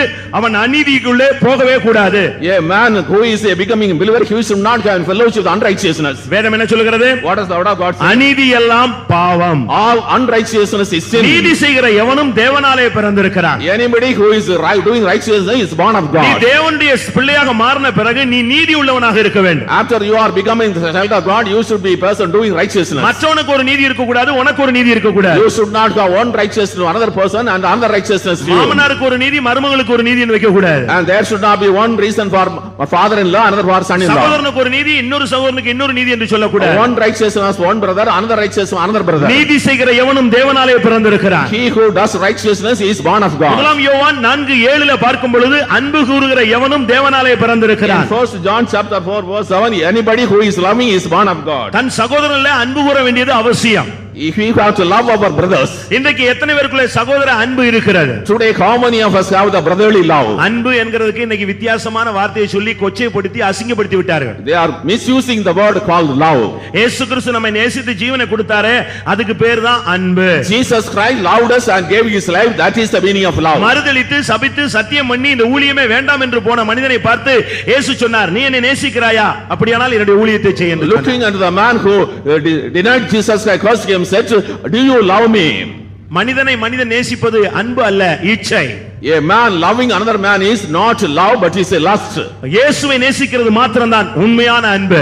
The way in which we love Jesus is the true love. இன்னைக்கு பெற்ற தாய் தகப்பன் மேல அன்பில்லாத பிள்ளைகளை நாம் பார்க்க முடிகிறது. Now we are seeing children who are not having love upon the கட்டின parents. புருஷன் மேல கட்டின மனைவி மேல இன்னைக்கு अनेகருக்கு அன்பு கிடையாது. The husband is not having love upon the wife, wife not having love upon the நான் husband. பெற்ற பிள்ளைகளையே அன்பில்லாமல் தூக்கி குப்பை தொட்டியில போட்டு போகிற பெற்றோர்களை நாம் இன்றைக்கு பார்க்கலாம். We are able to see parents who are not loving the children but casting in the நீ dustbin. விசுவாசியாக மாறின பின்பு உன்னுடைய தாயை எப்படி நேசிக்கிறாய்? When you become a believer, how you love your father? உன்னுடைய தகப்பனை எப்படி நேசிக்கிறாய்? How you love your mother? உன்னுடைய குடும்பத்தை எப்படி நேசிக்கிறாய்? How you love family members? அந்த சகோதரனிடத்தில் அன்பு கூறாதவன் காணாத தேவனிடத்தில் எப்படி அன்பு கூறுவான்? He that does not love the seen brother, how he can see, believe the seen unseen God?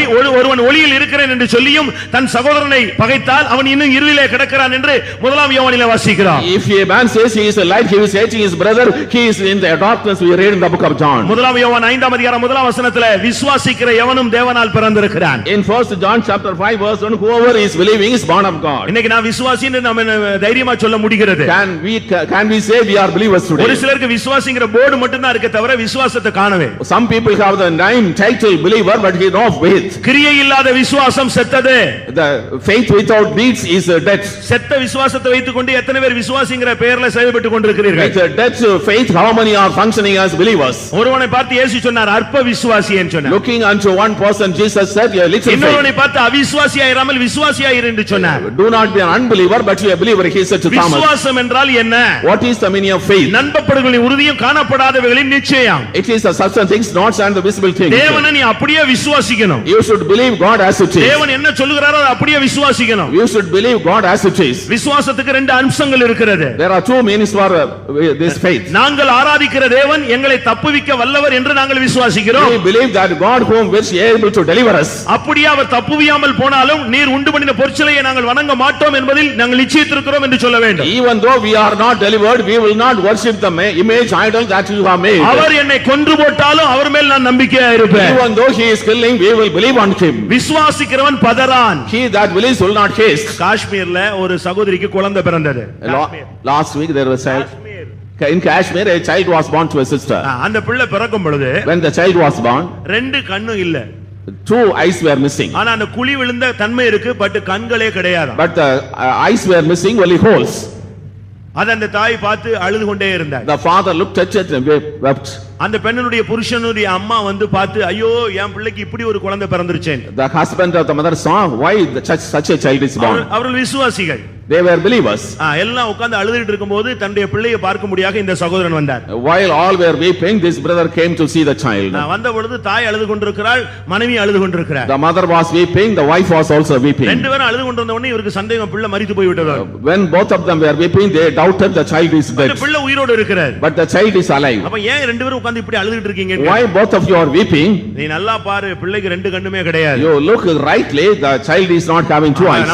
நமக்கு பிறந்த பிள்ளை இப்படி பிறந்துருச்சே நம்ம குடும்பத்துல. Such a child is born to us. இத்தனை வருஷம் ஆண்டவரை பின்பற்றினமே நமக்கு ரெண்டு பிள்ளைக்கு ரெண்டு கண்ணு இப்படி போயிருச்சே. We followed Lord Jesus so long, but the child is not having two eyes. அந்த சகோதரன் சொன்னான், ஏன் இதுக்காக போட்டு இப்படி அழுகுறீங்க? Why you are weeping like this? இது ஒரு பெரிய பிரச்சனையே இல்லன்னு சொன்னான். It is not a big problem. உனக்கு புரியாம பேசுற ரெண்டு கண்ணு இல்லப்பான்னு சொன்னா, கண்ணே கிடையாது. You do not have an understanding, the child is not having eyes. நான் புரிந்து கொண்டு தான் பேசுறேன், இது ஒரு பெரிய பிரச்சனையே இல்ல, ஆண்டவர் உருவாக்கிடுவார்னு சொன்னா. I understand and speak, this is not a great problem, God can form it. அவங்க ரெண்டு பேருக்கு ரொம்ப குழப்பம், என்ன பையன் இப்படி பேச ஆரம்பிச்சிட்டான். Both of them had a lot of confusion, the child is talking like this. அவன் சொன்னா நம்ம பிரைஸ் ஆண்டவரை ஸ்துதிக்கலாம், ஆண்டவர் அந்த பிள்ளைக்கு இந்த சரீரத்துல எல்லா அவயவங்களையும் உண்டாக்கினார், இத உண்டாக்க மாட்டாரா? We can pray to God, Lord has formed all the members, he is able to form these members also. நீங்கள் ஆச்சரியப்படுவீர்கள், நாட்கள் போன பொழுது அந்த கண் ரெண்டுமே உருவாகி அந்த பிள்ளைக்கு குழந்தைக்கு ரெண்டு கண்ணுமே வந்து விட்டது. You will be marveled. Hallelujah.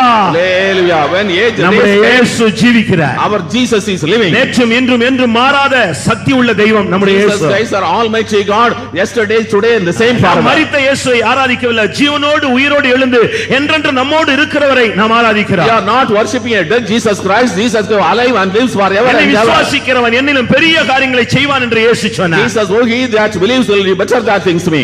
அடுத்ததாக தேவனால் பிறந்தவன் தேவன் என்ன சொல்றாரோ அதுக்கு அப்படியே செவி கொடுப்பான். He that is born of God does whatever God tells. யோவான் 8ஆம் அதிகாரம் 47ஆம் வசனத்திலே தேவனால் உண்டானவன் தேவனுக்கு செவி கொடுக்கிறான் என்று சொல்லி இருக்கிறார். In John's Gospel chapter 8 verse 4, he that is born of God listens to his word. கர்த்தர் உன்கிட்ட பேசினா நீ அதுக்கு அப்படியே செவியை கொடுக்கணும். When God speaks to him, he should obey us. அவர் என்ன சொல்ல விரும்புறாரோ அதை மாத்திரம் செய். Whatever he wants to tell you should do it. இயேசுவின் தாயாகிய மரியாள் கானா ஊர்ல இயேசுவினிடத்தில் போய் பேசி அங்கே ரசம் இல்லை என்று சொன்னார். The mother of Jesus at Cana told Jesus Christ there is no wine. இயேசு சொன்னார், ஸ்திரியே உனக்கு எனக்கும் என்ன, என்னுடைய வேளை இன்னும் வரவில்லை.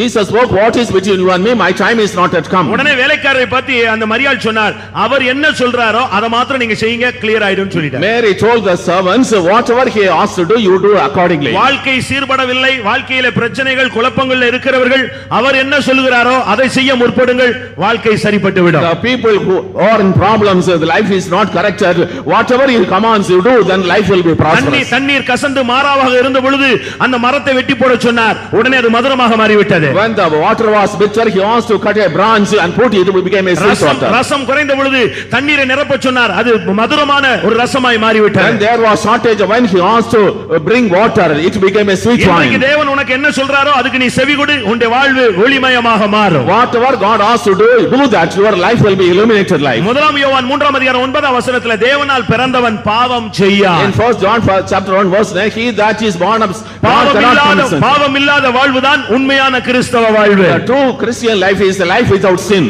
நம்மில் பாவம் இல்லை என்று எத்தனை பேருக்கு தைரியமாய் சொல்ல How முடியும்? many of you can say boldly that you cannot sin? அந்த லெவல்ல உன்னுடைய கிறிஸ்தவ வாழ்க்கையை நீ தேடி அடைய வேண்டியது அவசியம். To that standard, you have to grow in your spiritual life. தேவனால் பிறந்தவன் பாவம் செய்யான். He that is born of God will not commit அவனுடைய sin. எண்ணத்துல, சிந்தையில, உணர்வுல, வாஞ்சையில, தோற்றங்கள்ல, பார்வைகள்ல, அவனுடைய செயல்கள்ல எந்த இடத்திலையும் பாவம் இல்லை, இராது, இருக்க கூடாது. In his mind, in his thoughts, in his imagination, he looks in his activities, there should not be any sin. 1 யோவான் 5:18 தேவனால் பிறந்தவன் தன்னை காக்கிறான். In 1 John chapter 5 verse 18, he that is born of பரிசுத்த God ஆவியினால ஒரு அக்கினி மதிலை தனக்குள்ள ஏற்படுத்தி தன்னுடைய ஜீவியத்தை பாதுகாத்து இயேசுவை போலவே தன்னை மாற்றிக் கொண்டிருக்கிற வாழ்க்கை விசுவாசியின் பூரணம். By the anointing of the Holy Spirit, he has created a fence around him. He is leading such a faithful life. இப்பொழுது நாம் தேவனுடைய பிள்ளைகளாக இருக்கிறோம். Now we are the children of God. இனிமேல் நாம் எவ்விதமாய் இருப்போம் என்று அறியோம். We do not know how he will. ஆனாலும் அவர் வெளிப்படும் பொழுது அவருக்கு ஒப்பாகவே இருப்போம் என்பதையும் But அறிந்திருக்கிறோம். we know when he appears, we shall be like him. ஆனபடினால இதுதான் உலகத்தை ஜெயிக்கிற கிறிஸ்தவ வாழ்க்கை. This is the Christian life which we are conquering the world. 1 யோவான் 5 நாட்களில் அந்நாளிலே விசுவாசிக்கிறவன் எவனோ அவன்தான் உலகத்தை ஜெயிக்கிறான். In 1 John chapter 4, he who overcomes the world. இயேசு என்ன சொன்னார்? What does Jesus say? திடன் கொள்ளுங்கள், நான் உலகத்தை ஜெயித்தேன். Be of good cheer, I have overcome ஒரு the world. விசுவாசி உலகத்தை ஜெயிக்கணும். A believer should overcome the world. ஏன் பெண்டிகாஸ்ட்ல அலங்காரம் கிடையாது? Why no adoration in ஏன் Pentecost? பெண்டிகாஸ்ட்ல மருந்து எடுக்கிறது கிடையாது? Why no medicine in ஏன் Pentecost? பெண்டிகாஸ்ட்ல ஒயிட் அண்ட் போடுகிறோம்? White and white. White and white in Pentecost. ஏன் பெந்தேகோஸ்ட்ல நகை போடாம இருக்கிறோம்? Why we are not having jewels? ஏன் உலக ஆடம்பரங்களை வெறுக்கிறோம்? We are not having attending of the world. உலகத்திலும் உலகத்தின் ஆசை இச்சைகளிலும் நீங்கள் அன்பு கூறாதிருங்கள். We should not love the things of the world. உலகம் அதன் ஆசை இச்சைகளும் ஒளிந்து போகும். All the things and the world will pass away. இதோ உலகத்தின் அதிபதி வருகிறான், அவனுடையது என்னிடத்தில் ஒன்றுமில்லை என்று இயேசு சொன்னது போல நீங்களும் சொல்ல வேண்டும். The prince of the world is coming, into him there is nothing. You should say like that. ஆனபடியால் இந்த உலகத்திலே எல்லாவற்றையும் வெறுத்து கிறிஸ்துவுக்காய் வாழ்வதுதான் கிறிஸ்தவ வாழ்க்கை. The Christian life is you should hate everything in this world, live for Christ. பிரியமானவர்களே, இந்த வாழ்க்கைக்காகத்தான் நாம் இந்த பூலோகத்திலே எல்லாவற்றையும் விட்டு செயல்பட்டு கொண்டே இருக்கிறோம். Beloved people of God, for this life only we are forsaking everything and living in this இந்த world. தேவனால் பிறந்த வாழ்க்கையில வரும்பொழுது பிரச்சனைகள் வரலாம். There are problems when we are come to the life of born of God. கிறிஸ்தவ வாழ்க்கையில போராட்டங்கள் உண்டு. In Christian life there are struggles. உலக வாழ்க்கையை விட கிறிஸ்தவ வாழ்க்கையில வரும்பொழுது பல பிரச்சனைகள் வரக்கூடியதா இருக்கிறது. When we come to the Christian life there are more problems than in the worldly life. உலக வாழ்க்கையில மனது மாம்சம் விரும்பினபடி செயல்படலாம். In the world we can live according to the desires of mind and flesh. ஆனால் கிறிஸ்தவ வாழ்க்கையில எல்லாவற்றையும் அனுபவிக்க அதிகாரம் உண்டு, ஆனால் நமக்கு தகுதியாயிராது. But in the Christian life we have a right to enjoy them, but it is not fit. இயேசு என்ன சொன்னார்? What did Jesus say? உலகத்துல உங்களுக்கு உபத்திரவம் உண்டு, ஆனாலும் திடன் கொள்ளுங்கள், நான் உலகத்தை ஜெயித்தேன். You have tribulation in the world, yet be of good cheer, I have overcome the world. அப்போஸ்தலனாகிய பவுல் ஜனங்களை பார்த்து என்ன சொல்கிறார்? What does Saint Paul apostle say to people? அநேக உபத்திரவங்கள் வழியாக நாம் தேவனுடைய ராஜ்யத்திலே பிரவேசிக்க Through வேண்டும். much tribulation we have to enter the kingdom of God. இக்கால பாடுகள் இனிவரும் மகிமைக்கு ஒப்பிடத்தக்கவைகள் அல்ல. The sufferings of this world are not comparable to the glory that will be revealed அவரோடு in கூட future. நாம் பாடுபட்டால் அவரோடு கூட ஆளுகையும் செய்வோம். If we suffer with him, we shall reign with him. ஆனபடியால் இந்த உலக வாழ்க்கையில வர்ற பிரச்சனைகளை குறித்து யாரும் பயந்துராதீங்க. Lord, do not be afraid of the problems of this world. நீங்கள் பட்ட பிரயாசங்களுக்கும் படப்போற பிரயாசங்களுக்கும் தேவன் ஒரு நீதியுள்ள ஒரு நியாயத்தை ஒரு மேன்மையான ஒரு இடத்தை உங்களுக்கு தரப்போகிறார். The Lord is going to give you a lofty place according to the sufferings and toils you undergo in this world. உங்களுடைய அன்புள்ள பிரயாசத்தை அவர் மறந்துவிட அநீதி உள்ளவர் அல்லவே. He is not unrighteous to forget all your strivings and triumphs. ஆனபடியால் வாழ்க்கையில வர்ற பிரச்சனைகளை குறித்து பயப்படாதீங்க. Do not be afraid of the problems of this world. எல்லாவற்றுக்கும் ஒரு மகிமை காத்துக்கொண்டே இருக்கிறது. And for that an hour is waiting. அந்த மகிமையை நோக்கி தான் நாம் போய் கொண்டே We are இருக்கிறோம். passing towards that glory. சிலுவை இல்லாமல் சிங்காசனம் இல்லை. There is no crown without a cross. கிறிஸ்தவனுக்கு இந்த உலகத்துல பேர் புகழ் இருக்காது, ஆனால் பரலோகத்துல ஒரு மகிமையான சிங்காசனம் In இருக்கிறது. this world man has no main name or fame, but in heaven there is a throne. Pavul என்ன சொல்லுகிறார்? What does Saint Paul say? விசுவாசத்தின் நல்ல போராட்டத்தை போராடினேன், I have fought the good fight. ஓட்டத்தை முடித்தேன், I have finished the course. விசுவாசத்தை I kept காத்துக்கொண்டேன். my faith. இதுதான் என்னுடைய வாழ்வு. This is our strife. பிரியமானவர்களே, எத்தனை பேர் இப்படிப்பட்ட கிறிஸ்தவ வாழ்க்கை வாழ How விரும்புகிறீர்கள்? many would decide to lead such a Christian life? எபிரேயர் 11ஆம் அதிகாரத்திலே பார்க்கும் பொழுது எபிரேயர் Hebrews 11 chapter 11. அங்கே பார்க்கும்போது என்ன சொல்லி இருக்கிறது? What is written?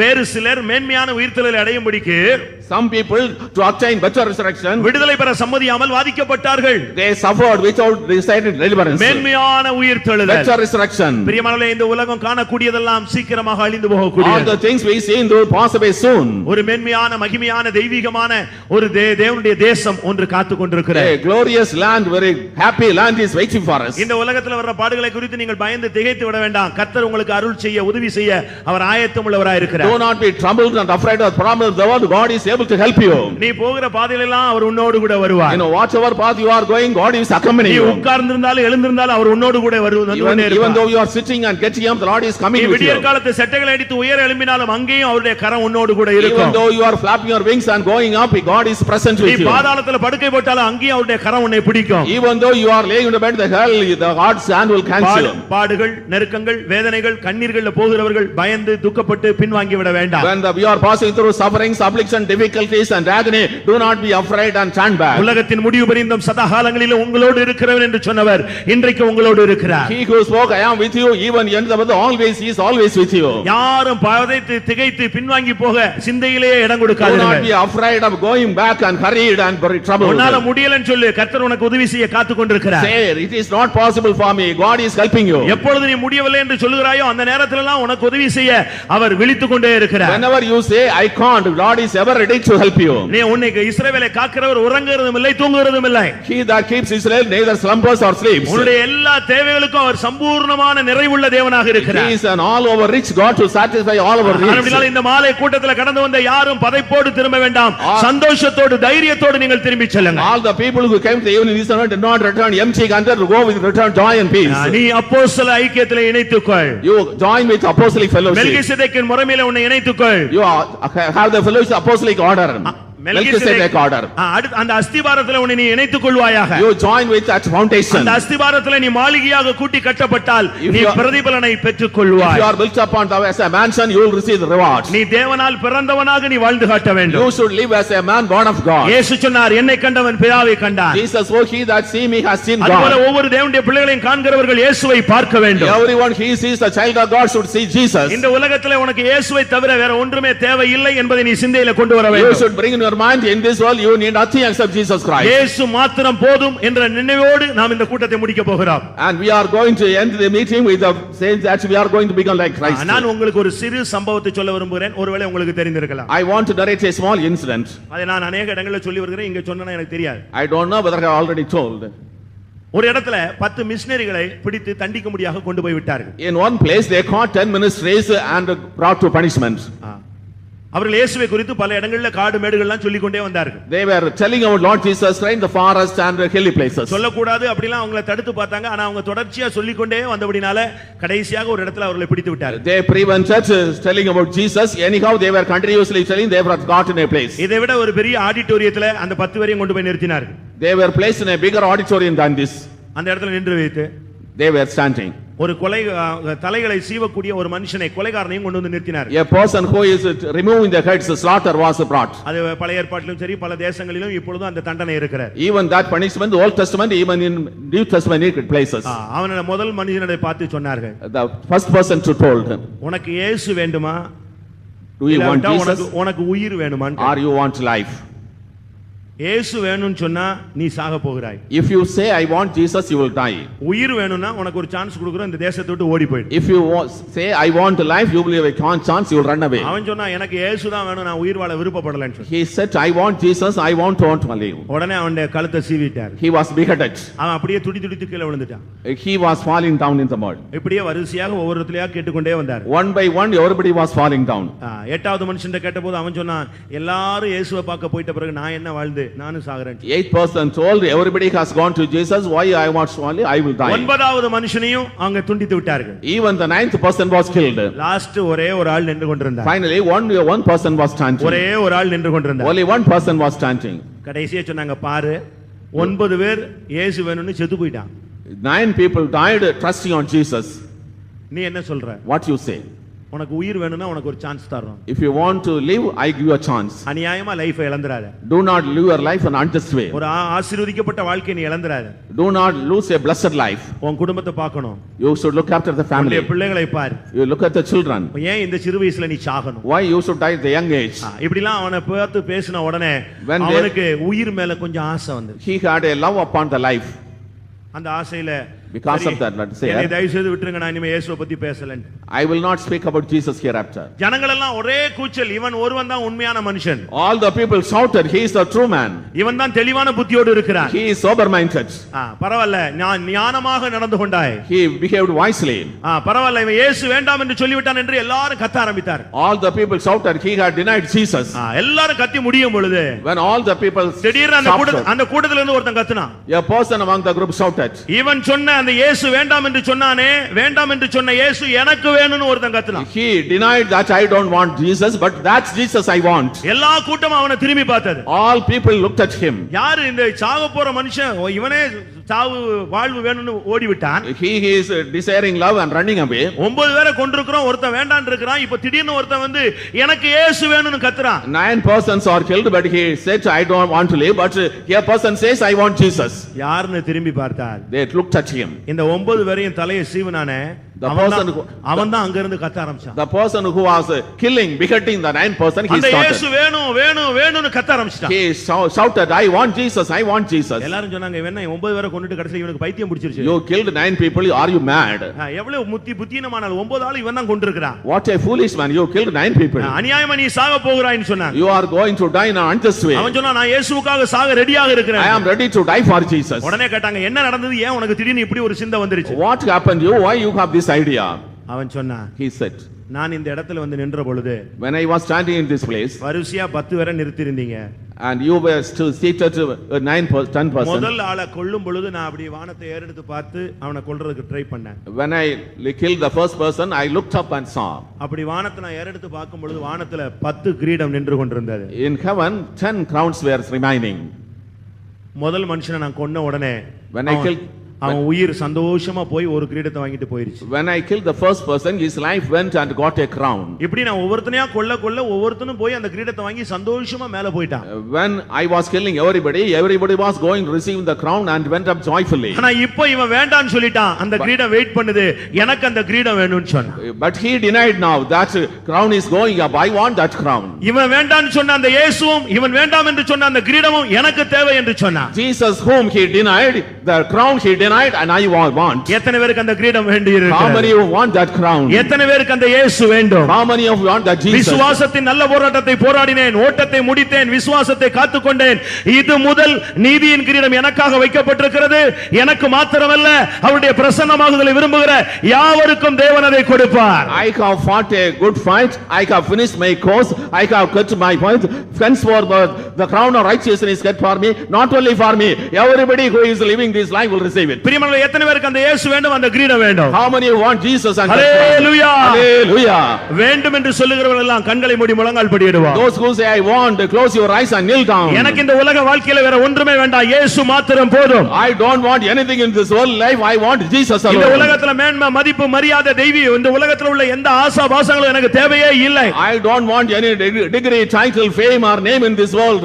நான் அந்த அஸ்திபாரத்தில் இணைக்கப்பட்டால் போதும். It is enough I am joined with a அந்த foundation. பரலோகத்துல ஒரு மாளிகையாக நான் கட்டப்பட்டால் போதும். It is enough I am built as a mansion in heaven. என்னுடைய ஓட்டத்தை நான் ஜெயமாக முடித்து அந்த இயேசுவோடு இணைய வேண்டும். I should finish my race victoriously. I should join Christ. எனக்கு இந்த உலகத்துல ஒண்ணுமே வேண்டாம், அந்த கிரீடம் மாத்திரம் எனக்கு போதுமானது. I don't want anything in this world. I want only that crown. எனக்கு இந்த உலக வாழ்க்கையில ஒன்றே ஒன்று தேவை, இயேசுவை மாத்திரம் நான் ஆதாயப்படுத்திக் கொள்ள விரும்புகிறேன். I don't want anything else in the world but to gain கிறிஸ்து எனக்கு Jesus. ஜீவன், சாவு எனக்கு ஆதாயம். Death is Jesus is my life. Christ is my life. கிறிஸ்து எனக்கு ஜீவன், சாவு எனக்கு ஆதாயம். Christ is my, death is my gain. எத்தனை பேர் இப்படி ஒப்புக்கொள்ள விரும்புகிறீர்கள்? How many of you will surrender? இயேசு வேணும்னு சொல்றவங்க எல்லாம் கைகளை வைத்துங்க. ஹalleluya. Want to say Jesus, raise your hand. சத்தமா சொல்லுங்க, எனக்கு இயேசு வேணும். I want Jesus. ஆமென். நீ வாயை திறந்து சொல்லு, பரலோகம் இந்த சத்தத்தை கேட்கட்டும். Open your mouth, make heaven hear that voice. உன்னை ஆட்கொள்ள விரும்புகிற பிசாசெல்லாம் இப்போ ஓடி போக All போகிறது. the demonic powers will flee from you. நான் என் இயேசுவுக்கு சொந்தம். I belong to my Jesus. என் இயேசு எனக்கு சொந்தம். Jesus belongs to me. எனக்கு இயேசு வேண்டும். I want Jesus. அந்த இயேசுவின் கிரீடம் I வேண்டும். want the crown of Jesus. அந்த சிங்காசனம் I வேண்டும். want that throne. அந்த மகிமையான தேசம் I வேண்டும். want that glorious land. ஆமென். எத்தனை பேர் அந்த வாஞ்சையோடு ஏக்கத்தோடு உட்கார்ந்து இருக்கிறீர்கள்? You, எத்தனை பேர் அந்த வாஞ்சையோடு how many காத்துக்கொண்டிருக்கிறீர்கள்? are waiting for that desire? வாயை திறந்து சத்தமாக சொல்லுங்க, இயேசு வேண்டும். Open your mouth, say loudly, I want Jesus. என் வாழ்க்கையில இயேசு போதும். Jesus is enough.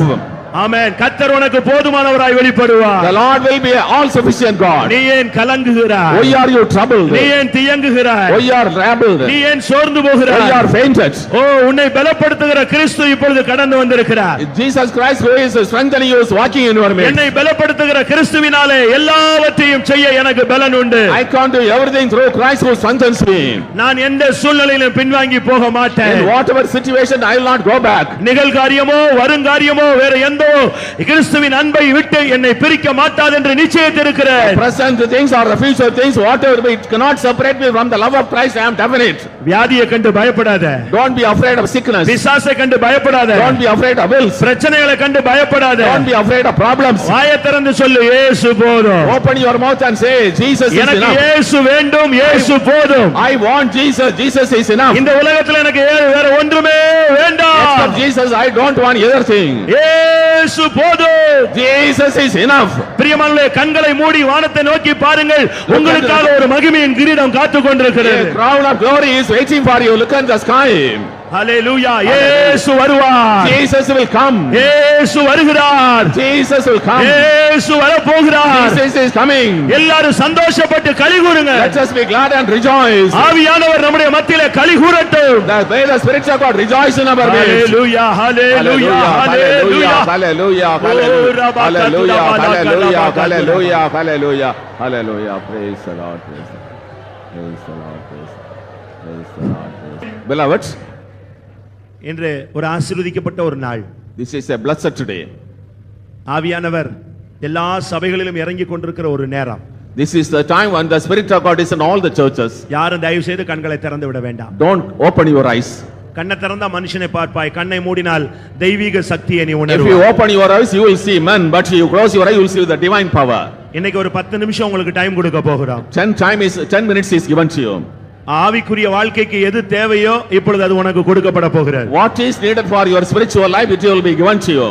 உனக்கு என்ன தேவைன்னு கர்த்தருக்கு தெரியும். நீ அதை வாயை திறந்து சொல்ல வேண்டும். The Lord knows what you need. You should open your mouth and say, கர்த்தாவே, Lord, உமக்காக நிற்க எனக்கு விசுவாசம் தாரும். give me faith to stand for you.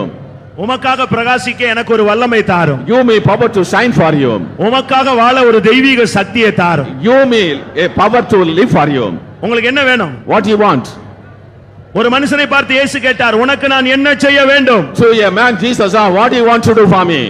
அருமையான சகோதரனே, சகோதரியே, இயேசு கேட்கிறார், உனக்கு நான் என்ன செய்ய வேண்டும்? Beloved brother, beloved, Jesus is asking, what I should do to you? இருக்கிற இடத்துல ஆண்டவரை பார்த்து நீ பேசு, ஆண்டவரே எனக்கு நீர் இதை செய்ய வேண்டும். In the place you are standing, you say to Jesus, I want this thing. எனக்கு ஒரு அபிஷேகம் தாரும். Give me an anointing. எனக்கு ஒரு கிருபை தாரும். Give me a grace. எனக்கு ஒரு வரம் தாரும். Give me a gift. எனக்கு ஒரு வல்லமை தாரும். Give me a power. எனக்கு ஒரு அக்கினி அபிஷேகம் தாரும். Give me an anointing of fire. நான் உமக்காய் வாழ வேண்டும்.